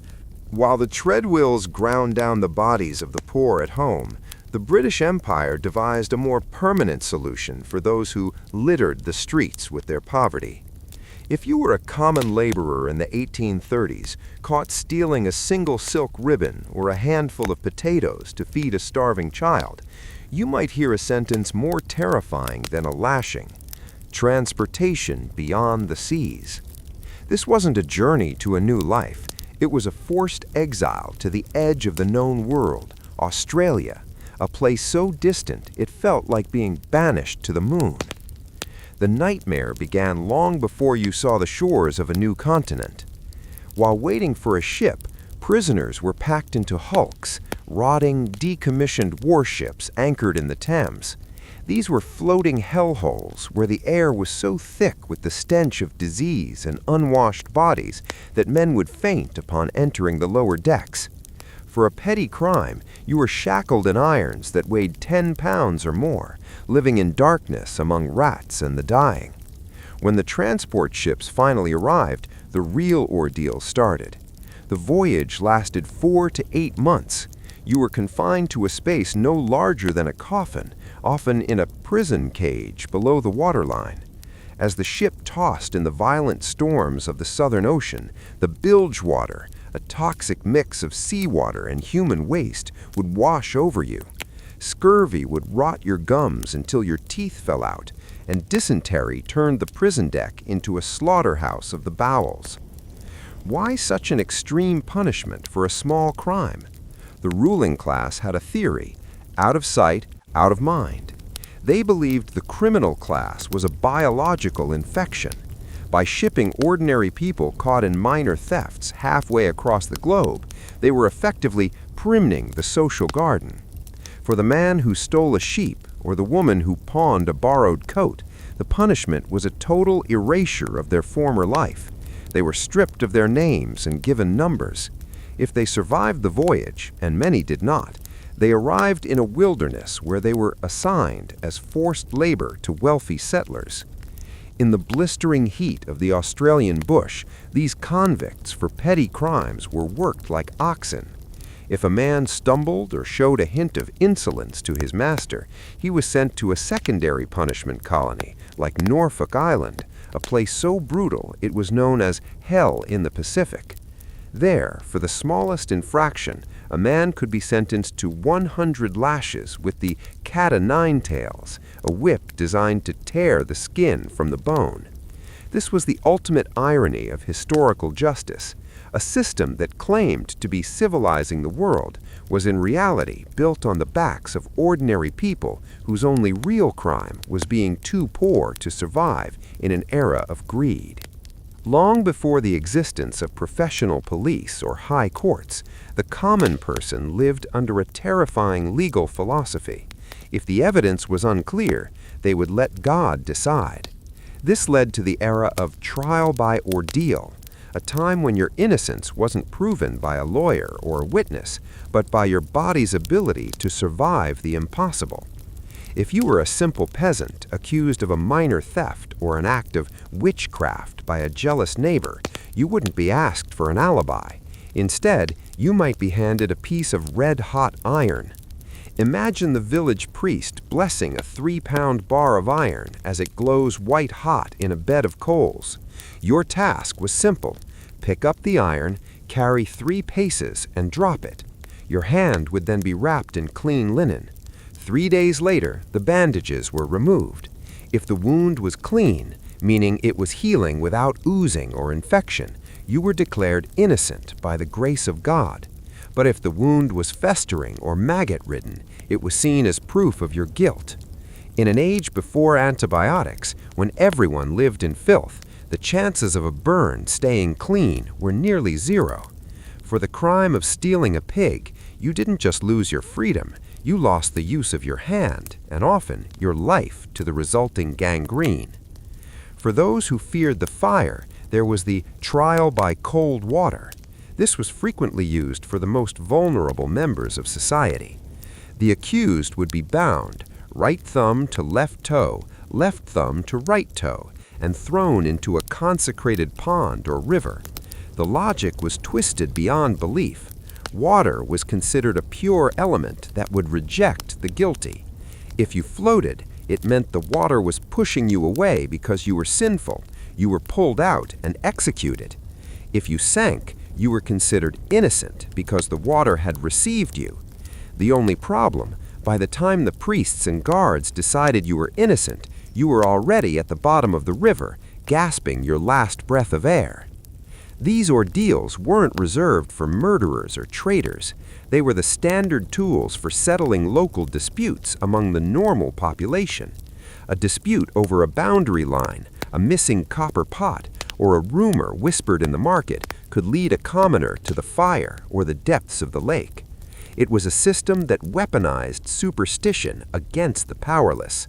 The law was a lottery of pain, where the only way to prove you were a good person was to endure agony that no human should ever have to face. It was the ultimate psychological trap. In the shadows of 18th century London stood the imposing, soot-blackened walls of the Fleet Prison, a place where the crime wasn't something you did, but something you lacked: money. In this era, being poor was treated as a slow-motion felony. If you were a cobbler, a seamstress, or a small shopkeeper who fell behind on a debt of just a few shillings, your creditor could have you snatched off the street and thrown into a debtor's prison. It was the ultimate paradox of historical cruelty. You were imprisoned until you paid your debt, yet while behind bars, you were stripped of any possible way to earn the money to settle it. For the ordinary person, entering the Fleet or the Marshalsea was like entering a predatory ecosystem. The prisons were not run by the state for the public good. They were private, for-profit businesses run by wardens who acted more like mob bosses than lawmen. Upon arrival, you were hit with garnish, a fee just for entering the prison. You had to pay for your own bed, your own blankets, and even the rent for the room you were locked in. If you couldn't pay, you were thrown into the common side, a lightless, airless basement where prisoners slept on damp stone floors, huddling together for warmth, while the stench of overflowing latrines filled their lungs. The punishment for a small debt was often a life sentence. Many commoners entered the prison owing the equivalent of $20 and died there decades later owing thousands because the interest on their prison fees grew faster than any family member could pay. You would see men and women standing at the grate, a barred window facing the street, shaking a tin cup and wailing the haunting cry, "Remember the poor debtors." They were literally begging passers-by for a crust of bread or a penny, as the prison provided no food. If no one gave, you simply starved to death in silence, your body eventually tossed into a shallow pit. The psychological toll was devastating. Families were often forced to move into the prison with the debtor because they had nowhere else to go. Children grew up within the prison walls, playing in corridors filled with the coughing of the tubercular and the screams of those driven mad by confinement. This wasn't a punishment for the dangerous, it was a giant urban spiderweb designed to catch the vulnerable. For the crime of a failed business or a medical misfortune, the law didn't offer a safety net, it offered a cage that consumed generations, proving that in the eyes of history, the greatest small crime one could commit was to be broke. If you were a commoner in a medieval or early modern village, the most terrifying sound wasn't the slamming of a cell door, it was the roar of your own neighbors. For petty offenses like selling underweight bread, cheating at cards, or being a common night walker, the law didn't want to hide you away in a prison, it wanted to put you on a stage. This stage was the stocks or the pillory, two wooden structures that turned the town square into a theater of cruelty. Imagine being forced to sit in the stocks, your ankles locked into heavy wooden beams, or standing in the pillory with your head and wrists clamped tight. You are bent over in a painful, vulnerable position, unable to wipe your own face or protect your eyes. At first, it might seem like a simple humiliation, but as the church bells rang and the market crowds gathered, the punishment transformed into a chaotic, unregulated riot. The law gave the people permission to vent all their frustrations on you. For the next 6 to 12 hours, you were no longer a neighbor, you were a target. The crowd didn't just bring insults, they brought the harvest of the gutter. Ordinary people would pelt the prisoner with rotten vegetables, mud, and animal entrails from the butcher's stall. But for those the community truly hated, perhaps a dishonest landlord or a suspected petty thief, the petty crime could quickly turn fatal. Spectators would throw jagged stones, heavy bricks, or even dead cats. Because your head was fixed in the pillory, you couldn't flinch. A well-aimed stone could put out an eye, break your nose, or knock out your teeth. In some cases, the crowd grew so violent that by the time the sheriff came to unlock the wooden beams, the prisoner was slumped over, dead from a brain hemorrhage or internal bleeding. The true horror of the pillory was its unpredictability. It was justice by the mob. If you were popular, the crowd might stay quiet, but if you were an outsider or someone they disliked, the law essentially sanctioned your torture. Some victims had their ears nailed to the wood of the pillory while they stood there, and when their time was up, they were expected to cut themselves loose. This public shaming ensured that even if you survived the day, you could never walk those streets again. In the military towns and naval ports of the 18th and 19th centuries, the line between an ordinary worker and a criminal was paper thin. For many common men, the only available employment was the king's service, but once you wore the uniform, your body was no longer your own. A minor act of insubordination, perhaps a drunken remark to a superior or being 10 minutes late for a roll call, didn't lead to a reprimand. It led to the cat-o'-nine tails. Imagine being tied to a wooden A-frame or a ship's mast in front of hundreds of your silent peers. The cat was a whip with 9 knotted cords of heavy cotton or leather, specifically designed to multiply the agony. As the first stroke landed, it didn't just sting, it wrapped around your torso, the knots digging into your skin like tiny claws. By the 10th stroke, the skin on your back was shredded. By the 50th, your muscles were exposed, and the ground beneath you was slick with blood. This was the standard punishment for petty theft or minor desertion. The goal was to turn a man's back into raw beef, a physical scar that would remind him and everyone who saw him bathe for the rest of his life of the absolute power of the state. But the lash wasn't reserved just for soldiers. In many parts of the world, vagrancy acts allowed the public whipping of sturdy beggars, men and women who were physically able to work but were found wandering without a home. For the crime of being homeless, an ordinary person could be tied to the back of a cart and whipped through the streets until their body was bloody and bruised. The authorities believed that poverty was a choice made by the lazy, and the only way to cure laziness was through the application of extreme physical pain. What made this punishment particularly insidious was the ritual of the surgeon's inspection. In naval floggings, a doctor would stand by to ensure the prisoner didn't die or lose consciousness too early. If the victim fainted, the doctor would revive them so the punishment could continue. They wanted the prisoner to feel every single knot. For the common person, there was no escaping the physical reality of the law. Your flesh was the canvas upon which the state wrote its rules. Whether you were a sailor who stole an extra ration of rum or a servant who broke a ceramic dish, the threat of the lash hung over your life like a shadow, ensuring that the hierarchy of history was maintained through the systematic shedding of blood.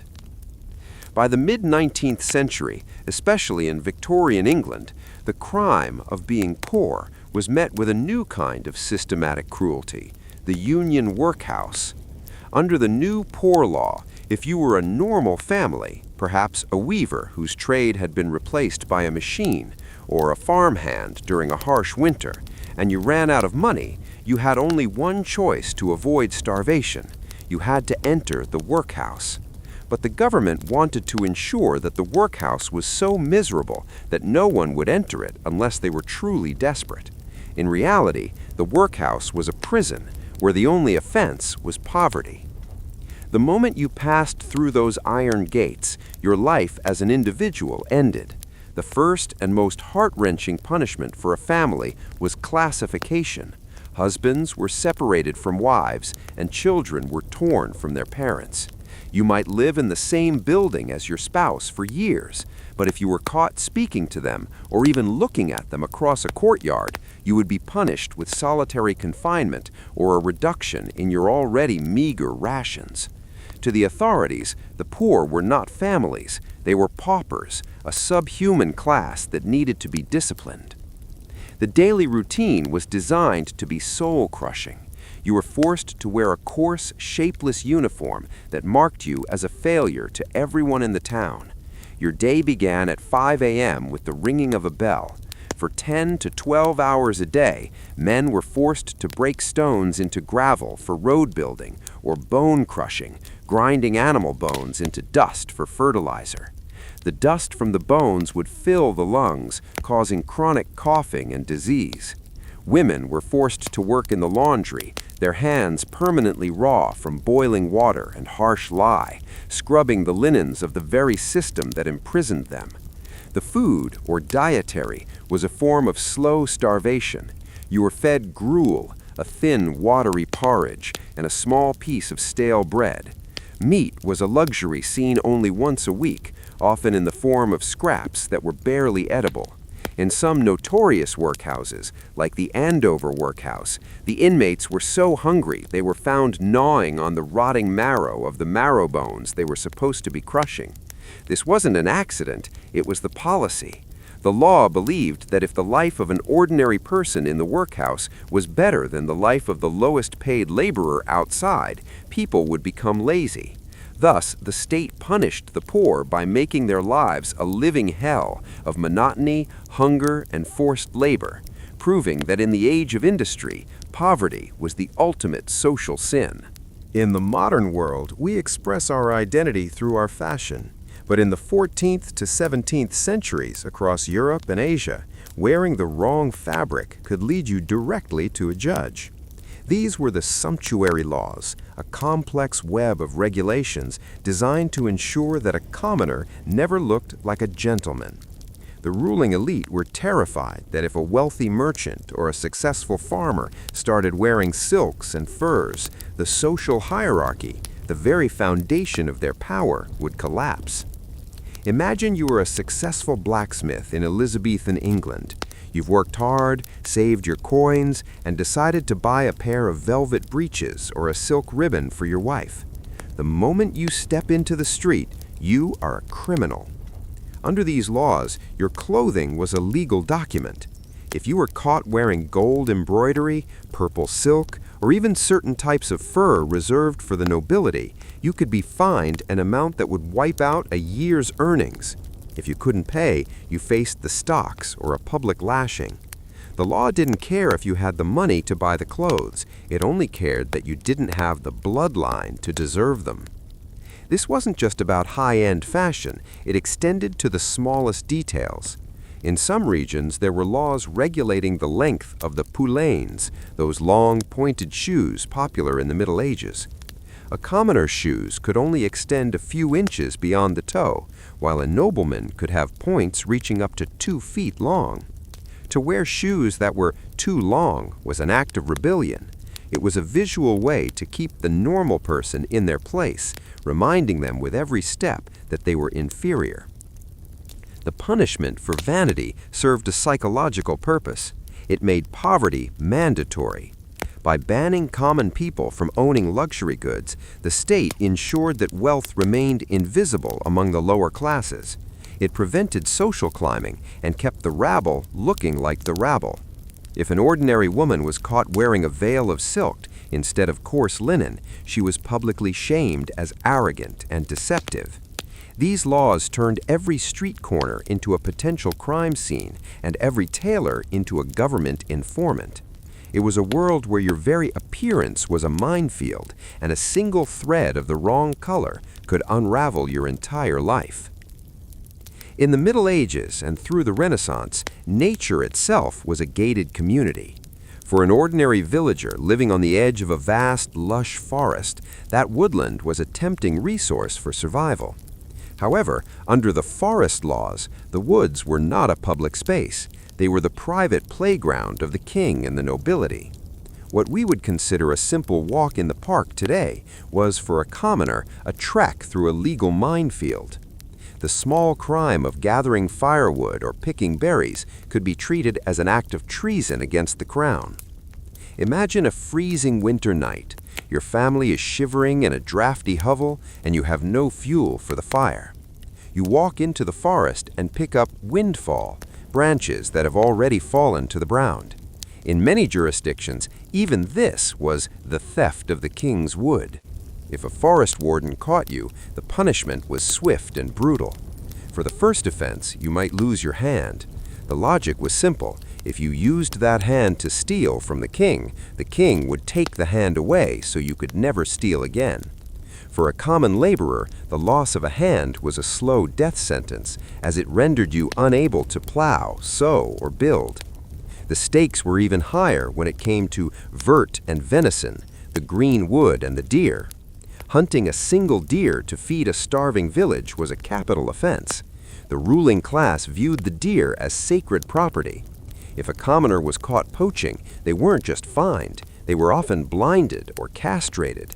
The idea was to inflict a punishment so visceral that no one else would dare look at the king's deer with hunger. In some extreme cases, particularly under the Norman kings in England, poaching was punished by hanging the offender from the very tree under which they caught the animal. These laws created a state of constant surveillance in rural areas. Special forest courts were held, and the burden of proof was almost non-existent. If you were found in the forest with a dog whose claws hadn't been clipped to prevent it from chasing deer, you were guilty of intent to poach. This process, known as expedation, involved cutting off the 3 claws of a dog's front foot with a chisel and a mallet. For the ordinary person, the forest was a place of terror, where the beauty of nature was overshadowed by the shadow of the gallows. It was a clear message from the elite. Even the air you breathe and the wood that falls from the sky belong to the powerful, and to claim any of it for yourself is to forfeit your life. In the 17th and 18th centuries, particularly in Scotland and Puritan New England, the line between legal and sinful completely vanished. The church was the law, and the law was the church. For an ordinary person, a minor moral slip, like being caught drinking on a Tuesday, missing a Sunday service, or fornication, having a child out of wedlock, didn't result in a private fine. Instead, it resulted in a public psychological flaying known as the stool of repentance. Imagine the scene. It is Sunday morning. The entire village is packed into the pews. You, an ordinary farmhand or maidservant, are led to the front of the congregation. You are forced to sit on a high, uncomfortable wooden stool placed directly in front of the pulpit, elevated so that every man, woman, and child can stare at you. You are dressed in sackcloth, a rough, itchy fabric made of goat hair that scrapes against your skin.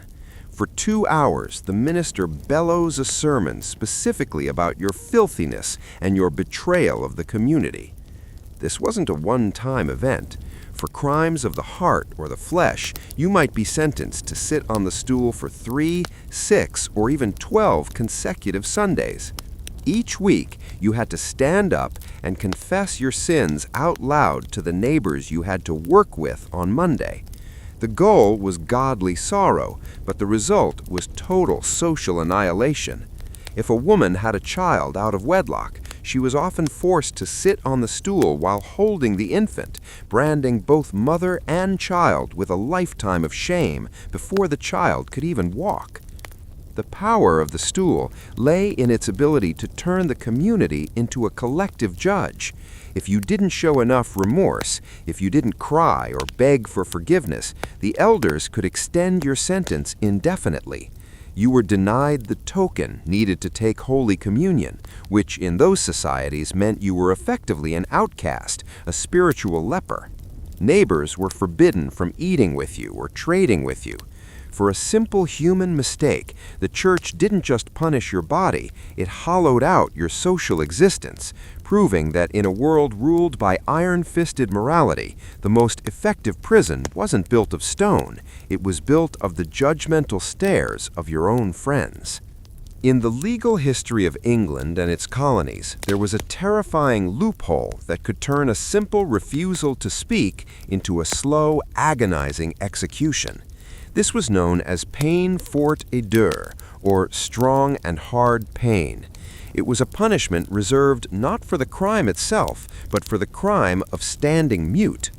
If an ordinary person was accused of a petty felony, such as stealing a cow or shoplifting, and they refused to plead guilty or not guilty, the trial could not proceed.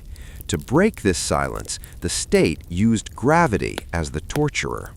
Imagine being taken to a dark, damp basement beneath the courthouse. You are stripped naked and laid flat on your back on the cold stone floor. Your arms and legs are stretched out with heavy cords and tied to the 4 corners of the room. A wooden board is placed over your chest and stomach. Then, the executioner begins to pile heavy iron weights and jagged stones onto the board. The goal was simple: to be pressed until you plead or until you die. For the first hour, the pressure is merely uncomfortable, making it difficult to take a full breath. But as more weights are added, 50 pounds, 100, 300, the horror begins. Your ribs begin to crack and groan under the immense pressure. Your lungs can only take short, shallow sips of air. You are literally being flattened into the earth. The law provided that on the first day you would be given 3 morsels of barley bread, on the second day 3 draughts of stagnant water from the nearest puddle, and so on, until you either spoke or succumbed. Why would a normal person endure this? It wasn't always out of stubbornness. If a person was convicted of a felony, their property and savings were seized by the crown, leaving their family destitute. But if they died under the weights without ever being convicted, their property passed to their children. Ordinary fathers and mothers chose to have their bodies crushed to death, rib by rib, organ by organ, just to ensure their family wouldn't starve. It was a brutal game of chicken between the individual and the state, where the price of protecting your family's future was enduring a level of physical agony that is almost impossible to imagine. For the crime of remaining silent, the law would literally squeeze the life out of you. While the British were shipping their petty criminals to the colonies, the empires of France, Spain, and Italy had a much closer, more profitable use for the common offender. If you were a peasant in the 17th century caught in the crime of smuggling salt to avoid the soul-crushing gabelle salt tax, or if you were a homeless man caught begging in the wrong district, you might be sentenced to the galère. You were handed over to the Navy to become a living part of a warship. Imagine being marched in heavy chains to the port of Marseille or Naples. You are stripped of your clothes and your hair is shaved. You are then shackled to a wooden bench on a massive rowing galley. There are 5 other men on your bench, all chained to the same 10-foot-long oar. You will live, sleep, and eat on this bench. You are never unchained. Not to bathe, not to use the latrine, never.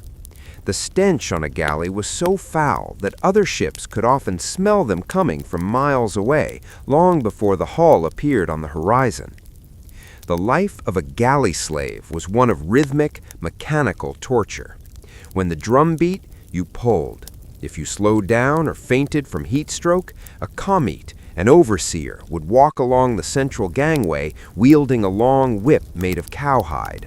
He wouldn't just strike you, he would lash the entire bench until the blood flowed and the oar began to move again. For the crime of a small debt or a minor theft, you were expected to row for 10, 12, or even 20 hours straight during a chase or a battle. Your heart would strain against your ribs, and your palms would become a mass of bloody blisters that never had time to heal. The sentence for a small crime was usually 3 to 5 years, but for the common man, this was effectively a death sentence. The physical toll of rowing a 40-ton ship through the choppy Mediterranean waters on a diet of hard biscuits and watered-down wine destroyed the body within months.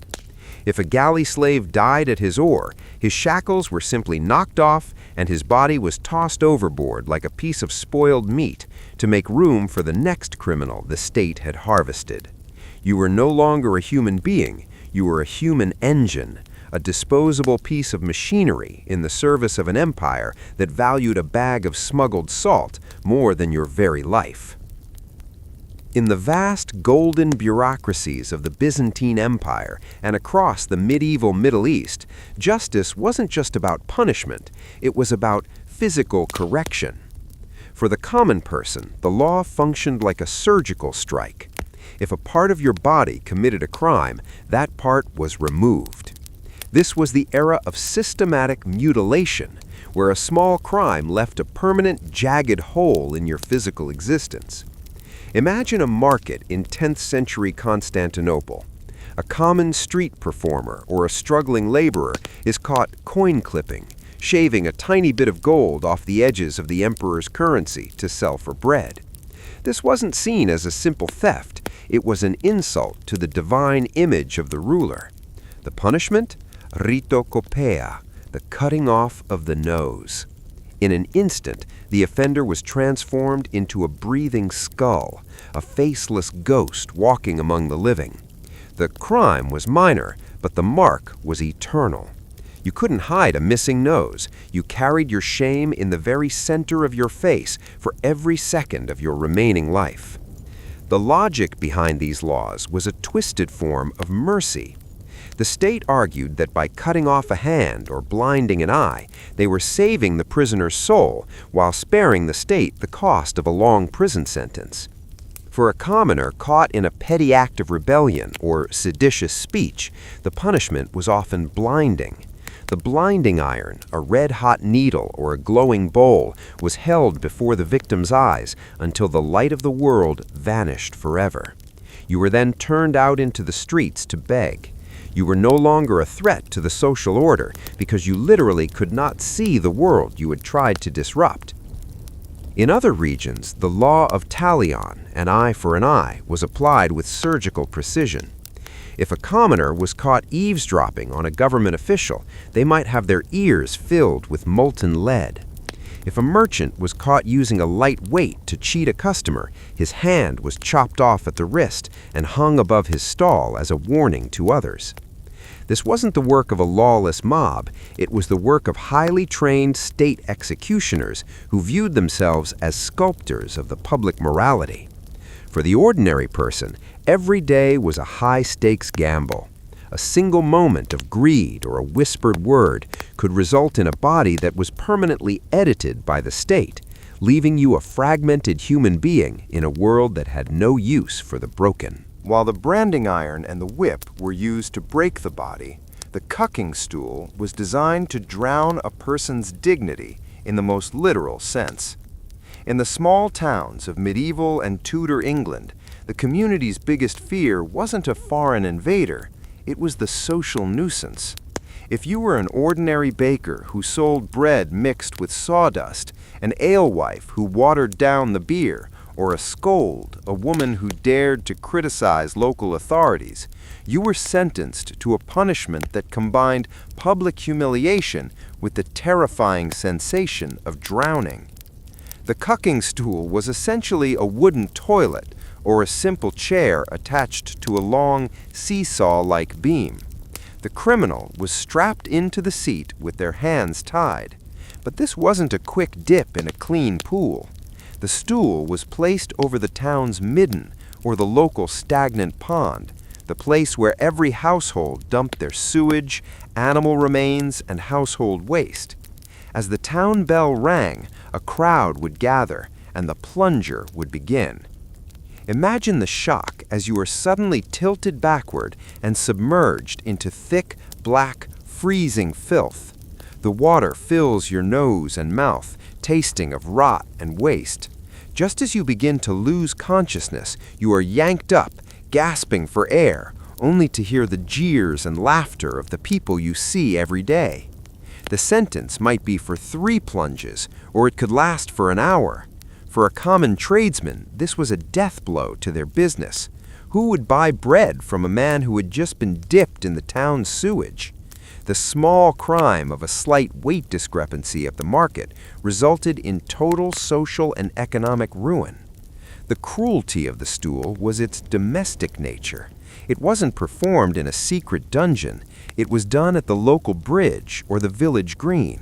It turned the victims into wet, shivering jokes. For women, it was particularly degrading. It was a way for the male-dominated society to cool the heat of a woman's anger or intelligence. They called it washing the sin, but in reality, it was a way to ensure that the common person stayed fearful of the collective gaze of their neighbors. If you stepped out of line, even in the way you spoke or the way you sold a pint of beer, the community was ready to push you under the surface and keep you there until you learned your place. In the 16th century, during the reign of the Tudors, the English landscape was changing. Feudalism was dying, and thousands of ordinary farmhands were being kicked off their ancestral lands to make room for sheep. These normal people suddenly found themselves without homes, without jobs, and, in the eyes of the law, without a right to exist. To the ruling elite, a person without a master was a person without a soul. They created the Vagrancy Acts, turning the simple act of walking down a road without a destination into a high-stakes criminal offense. Imagine you are a laborer who has traveled to the next town over, hoping to find work in a new mill. You are stopped by a constable. Because you have no fixed address and no employer to vouch for you, you are arrested as a sturdy beggar. The law didn't offer you a shelter or a job. Instead, it offered the branding iron. For your first offense, you were stripped to the waist and whipped until your back was a map of red welts. But if you were caught wandering again, the punishment escalated to a permanent physical ID. The executioner would take a red-hot iron shaped like the letter V for vagabond and press it firmly into your chest or your shoulder. The smell of your own burning skin would fill the air, a scent you would never forget. This V was a signal to every person you would ever meet. This person is a social parasite. It made it nearly impossible to find a real job, effectively trapping you in the very life of crime the law claimed to punish. If you were caught a third time, the V wouldn't save you. You were simply considered incorrigible and sent to the gallows. The ultimate horror of these laws was the Slavery Act of 1547. For a brief, dark period in history, a commoner caught wandering for more than 3 days could be awarded as a slave to whoever informed on them. You would be forced to wear an iron collar around your neck, and your master had the legal right to beat you, chain you, and force you to do the most disgusting labor imaginable. If you tried to run away, you were branded on the cheek with an S for slave. This was the fate of ordinary people whose only crime was being victims of a changing economy. The state chose to brand them like cattle rather than admit that the system had failed them, proving that in the eyes of the powerful, a human being without property was nothing more than a piece of livestock to be marked and broken. In the strict religious societies of the 17th and 18th centuries, the law didn't just wait for you to steal or hit someone. It reached inside your house, sat at your dinner table, and listened to your whispers. This was the era of moral policing, where the smallest deviation from religious orthodoxy, missing a Sunday sermon, whistling on the Sabbath, or being overheard doubting a scripture, was treated as a public infection. For the ordinary person, the punishment wasn't just a fine, it was the stocks of the mind, a process of psychological brokenness designed to make you your own jailer. Imagine you are a hard-working blacksmith in a small Puritan village. One Sunday, exhausted from a week of labor, you oversleep and miss the morning service. By Monday morning, the tithing men, the village's moral police, are at your door. In this world, there was no such thing as a private life.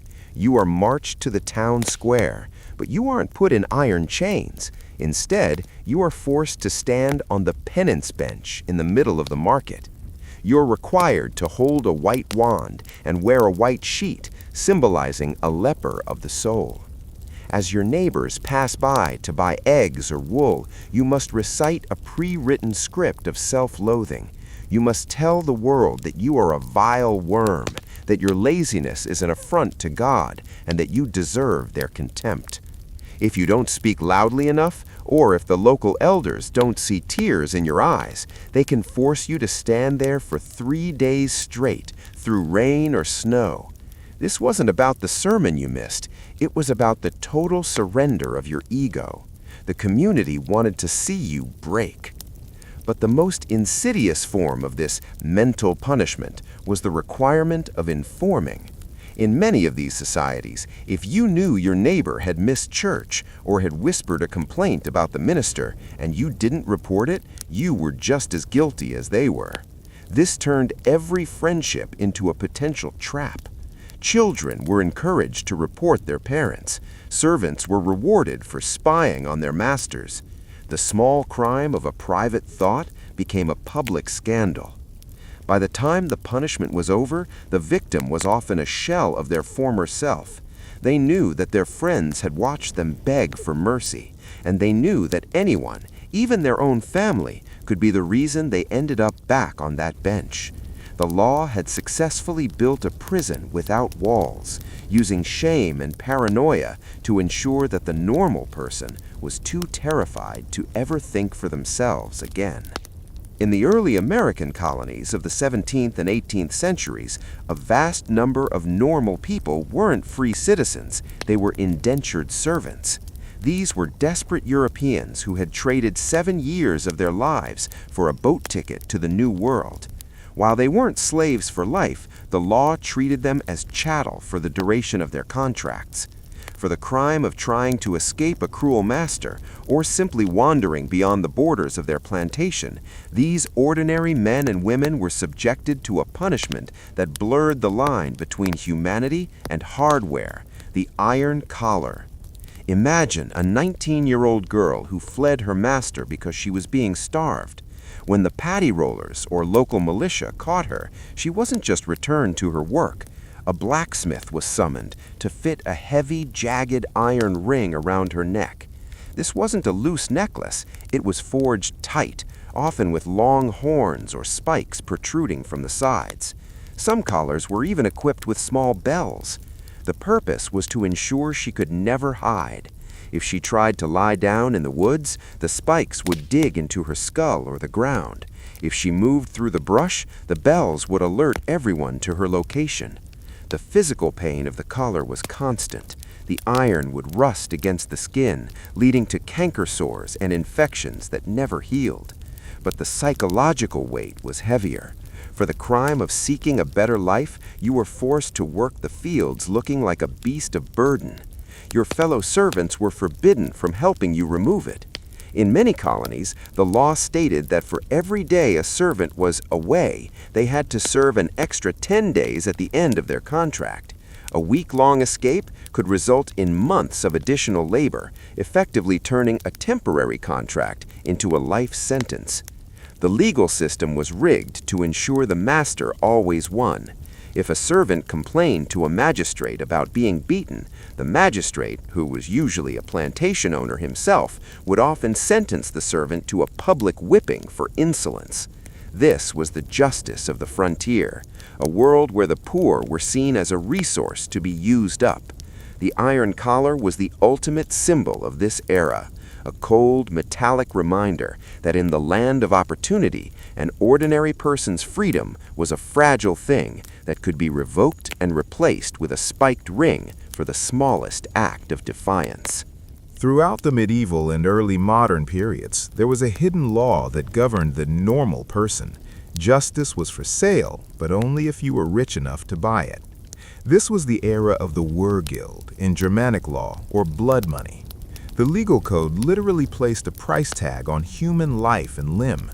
If a nobleman accidentally killed a peasant, he didn't go to the gallows, he simply opened his coin purse.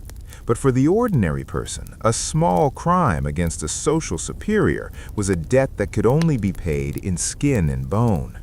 Imagine a market brawl where a wealthy merchant's son breaks the arm of a common laborer. Under the law of Wergild, the merchant's son would be ordered to pay a specific fine, perhaps 30 shillings, to the laborer's family.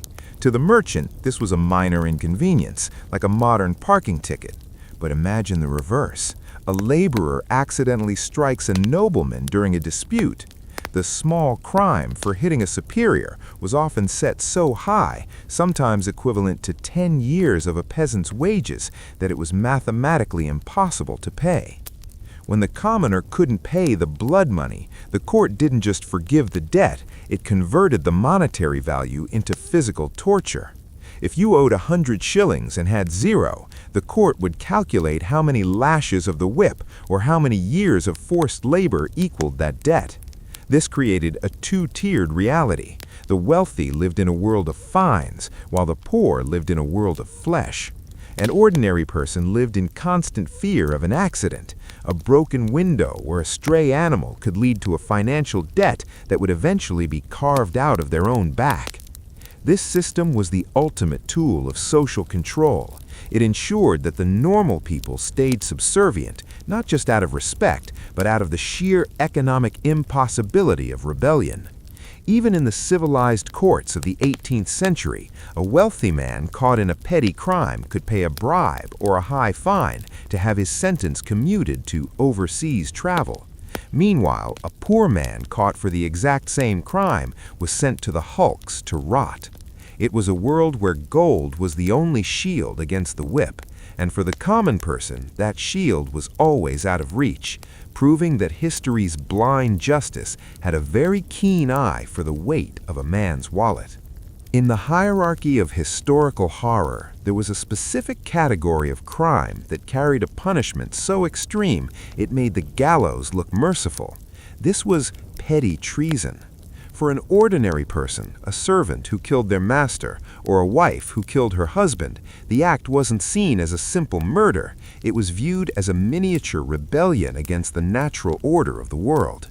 Because the master or the husband was seen as the king of the household, killing them was a form of treason. The response was often the breaking wheel. Imagine a village square in 18th century France or Germany. You were tied to the ground, your limbs stretched out across two sturdy wooden beams. The executioner approaches carrying a massive iron-rimmed wagon. This wasn't a quick death, it was a rhythmic, anatomical destruction. Starting with the ankles and wrists, the executioner would drop the heavy wheel onto your limbs, shattering the bone but trying to keep the skin intact. The crowd of normal neighbors would watch as the executioner worked his way up to the shins, thighs, and arms. A skilled executioner could break a person's body in 30 different places without killing them or causing them to lose consciousness. Once your arms and legs were reduced to a jelly-like consistency, your broken arms and legs were braided through the spokes of the wheel. The wheel was then hoisted onto a tall pole, pinning you against the sky like a human spider. For a small rebellion within the home, perhaps a woman who had finally snapped after years of abuse, the law demanded this public hours-long agony. You would hang there, exposed to the sun and the birds, with your own shattered bone fragments piercing your internal organs. In some cases, the coup de grace, the blow of mercy to the chest or neck, was forbidden for several hours to ensure the maximum lesson was learned by the onlookers. It was the ultimate statement of the state's power over the commoner. If you disrupt the small hierarchies of your life, we will dismantle the very frame of your body. In the brutal landscape of the 17th and 18th centuries, there was one strange, magical cheat code that could save an ordinary person from the gallows: the ability to read. This was known as benefit of clergy. Originally intended for priests, it eventually became a loophole for anyone who could prove they were literate. For a commoner facing death for a first-time small crime, like stealing a silver spoon or a bolt of cloth, this was the difference between a funeral and a second chance. Imagine you're standing in the dock at the Old Bailey. The judge has just donned his black cap, signaling a death sentence. But you, a lowly clerk or a studious apprentice, call out for the book. A Bible is brought forward, and you are asked to read a specific verse, usually Psalm 51:1. "Have mercy upon me, O God, according to thy loving kindness." Because so many people memorized this specific verse just to save their necks, it became known across the underworld as the neck verse. If you read it correctly, or convincingly enough to fool the court, you claimed your clergy. You were spared the noose, but the law wouldn't let you go scot-free. To ensure you could never use this get-out-of-jail-free card again, the jailer would take a branding iron. In open court, in front of the cheering or jeering crowd, they would press a red-hot T for thief or M for manslayer into the meat of your thumb. The smell of your own searing flesh was the price of your life. For the rest of your days, your hand carried the permanent mark of a criminal. If you were ever arrested again, the jailer would simply ask you to hold up your hand. If he saw the scar, he knew you had already used your mercy. There would be no second Bible, no second chance. For the crime of a second theft, the mark on your thumb acted as a silent witness that marched you straight to the triple tree at Tyburn. It was a world where literacy was literally a life-saving skill, and where a single scar on your hand told the story of how close you had come to the grave. By the late 1700s, London's prisons were overflowing with common criminals, people who had stolen a loaf of bread, a silk handkerchief, or a pair of boots. The British government faced a problem. They couldn't hang everyone, but they didn't want to keep them. Their solution was transportation. For the small crime of petty theft, an ordinary person was sentenced to be exiled beyond the seas for 7 to 14 years. Imagine being marched in chains onto a hulk, a rotting, decommissioned warship anchored in the Thames. You might wait there for months in the dark, breathing in the typhus-ridden air until a transport ship was ready. Then began the 4-month journey to America before 1776, or later the grueling 8-month journey to Australia. You were packed into a space no higher than a coffin, with hundreds of others tossed by storms and ravaged by scurvy. Many petty criminals died before they ever saw land. Their bodies slipped over the side into the Atlantic or Indian Oceans. Upon arrival in a place like Virginia or New South Wales, you weren't a free pioneer, you were government property. You were auctioned off to a local settler or a tobacco planter. For the next 7 years, your life was one of relentless, back-breaking labor. You cleared thick forests, built roads through sweltering heat, or worked in chains in the coal river mines. If you slowed down, the cat-o'-nine-tails was always ready. The most heartless part of transportation was the return. While the law said you were free after 7 years, the government provided no way for you to get home. An ordinary person who had finished their sentence was stuck thousands of miles away from their family with no money for a ticket. If they somehow managed to sneak back to England and were caught, the punishment was automatic: death without benefit of clergy.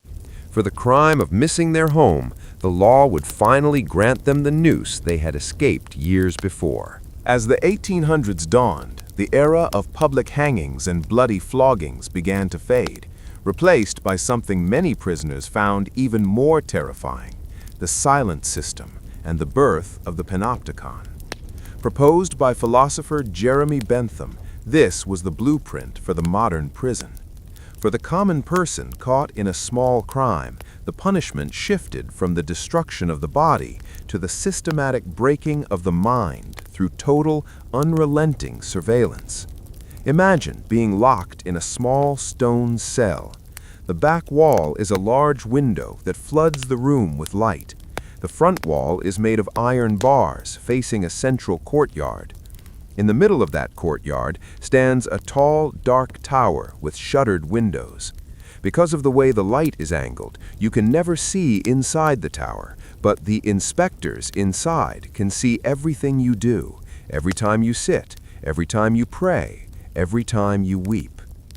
The normal prisoner lived in a state of permanent paranoia. You never knew if a guard was watching you at that exact second, so you had to act as if they were. This was the inspection principle. To make it even more grueling, many prisons enforced the rule of silence. You were forbidden from speaking to your fellow inmates or even making eye contact. If you were moved from your cell to the tread wheel, a giant wooden cylinder you had to climb for hours to grind grain, you were forced to wear a heavy cloth hood with 2 small eye holes so you couldn't recognize your neighbors. The goal was to rehabilitate the commoner by forcing them into a state of constant self-reflection. But for many, the result was a slow descent into madness. Without the sound of a human voice or the ability to hide even for a moment, the mind began to eat itself. This was the modern way to handle the petty thief or the social deviant, not by making them scream in a town square, but by turning them into a ghost in a machine of stone and glass. The law no longer wanted your blood, it wanted your soul to be so transparent that the state could watch it forever. By the early 20th century, the state realized it didn't need to brand your thumb or lock you in a circular tower to control you. It could simply use the file. This was the era of the internal passport and the personal dossier. For an ordinary person in authoritarian regimes, from Tsarist Russia to the early Soviet Union and beyond, the small crime of unauthorized travel or a bad work evaluation wasn't punished with a whip, but with a stamp that followed you for the rest of your life. Imagine you were a factory worker who wants to move to a larger city for a better life. Without an internal passport approved by your local commissar, you are illegally existing. If you were caught without the right paperwork, you weren't just sent home. Your file was marked with a socially dangerous tag. This wasn't a physical scar, but an invisible one that closed every door. No landlord would rent to you, and no state-run factory would hire you. You became a non-person in your own country. This evolved into a system of social control that used your own neighbors and colleagues as data points. If you were overheard making a joke about a local official, it went into your permanent record. If you were unproductive at work, your social credit, the predecessor to modern digital tracking, would drop. The punishment for these minor infractions was an administrative exile. You weren't sent to a dungeon, you were simply told you could no longer live within 100 miles of any major city. You were pushed to the frozen or desert edges of the map, forced to survive in a place where the state didn't care if you lived or died. The genius of the paper trail was its quietness. There was no public execution to protest, no blood in the streets.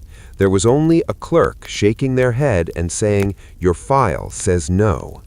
For the normal person, this was the ultimate trap. You could be perfectly healthy and free of chains, yet find yourself starving on a sidewalk because a bureaucrat 500 miles away had typed a single sentence into a folder. It was the birth of the modern bureaucratic nightmare, a world where the most dangerous weapon the state held wasn't a sword, but a pen. In the 21st century, the small crimes of the past have evolved into data points. We no longer fear the branding iron or the ducking stool, but the ordinary person now lives within a web of surveillance more intricate than anything a medieval king could have imagined. Today, your record isn't a dusty file in a basement. It is a living, breathing algorithm that watches your every click, your every movement, and your every social interaction. Imagine you are driving to work and you slightly exceed the speed limit, or you forget to pay a small parking fine. In some modern societies, this isn't just a ticket, it is a social credit deduction. Automated cameras and facial recognition software identify you in milliseconds. Your phone pings with a notification, your score has dropped. Because of this small crime, your internet speed is throttled. You are barred from booking a high-speed train ticket, or your children are moved down the waiting list for a top-tier school. We have entered the age of predictive policing.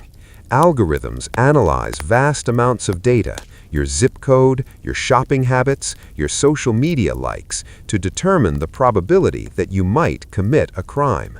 If you live in the wrong neighborhood or associate with the wrong people online, you are flagged. You haven't done anything wrong, but the state treats you with suspicion. This is the pre-crime era, where the punishment, increased police presence, denial of loans, or constant digital monitoring happens before the act is ever committed. The chilling aspect of the digital panopticon is its invisibility.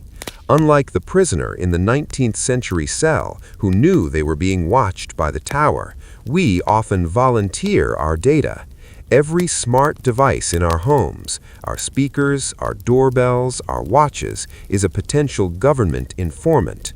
A small crime, like attending a protest or posting a controversial opinion, can result in shadow banning, where your voice is silenced by an algorithm without you ever being told why.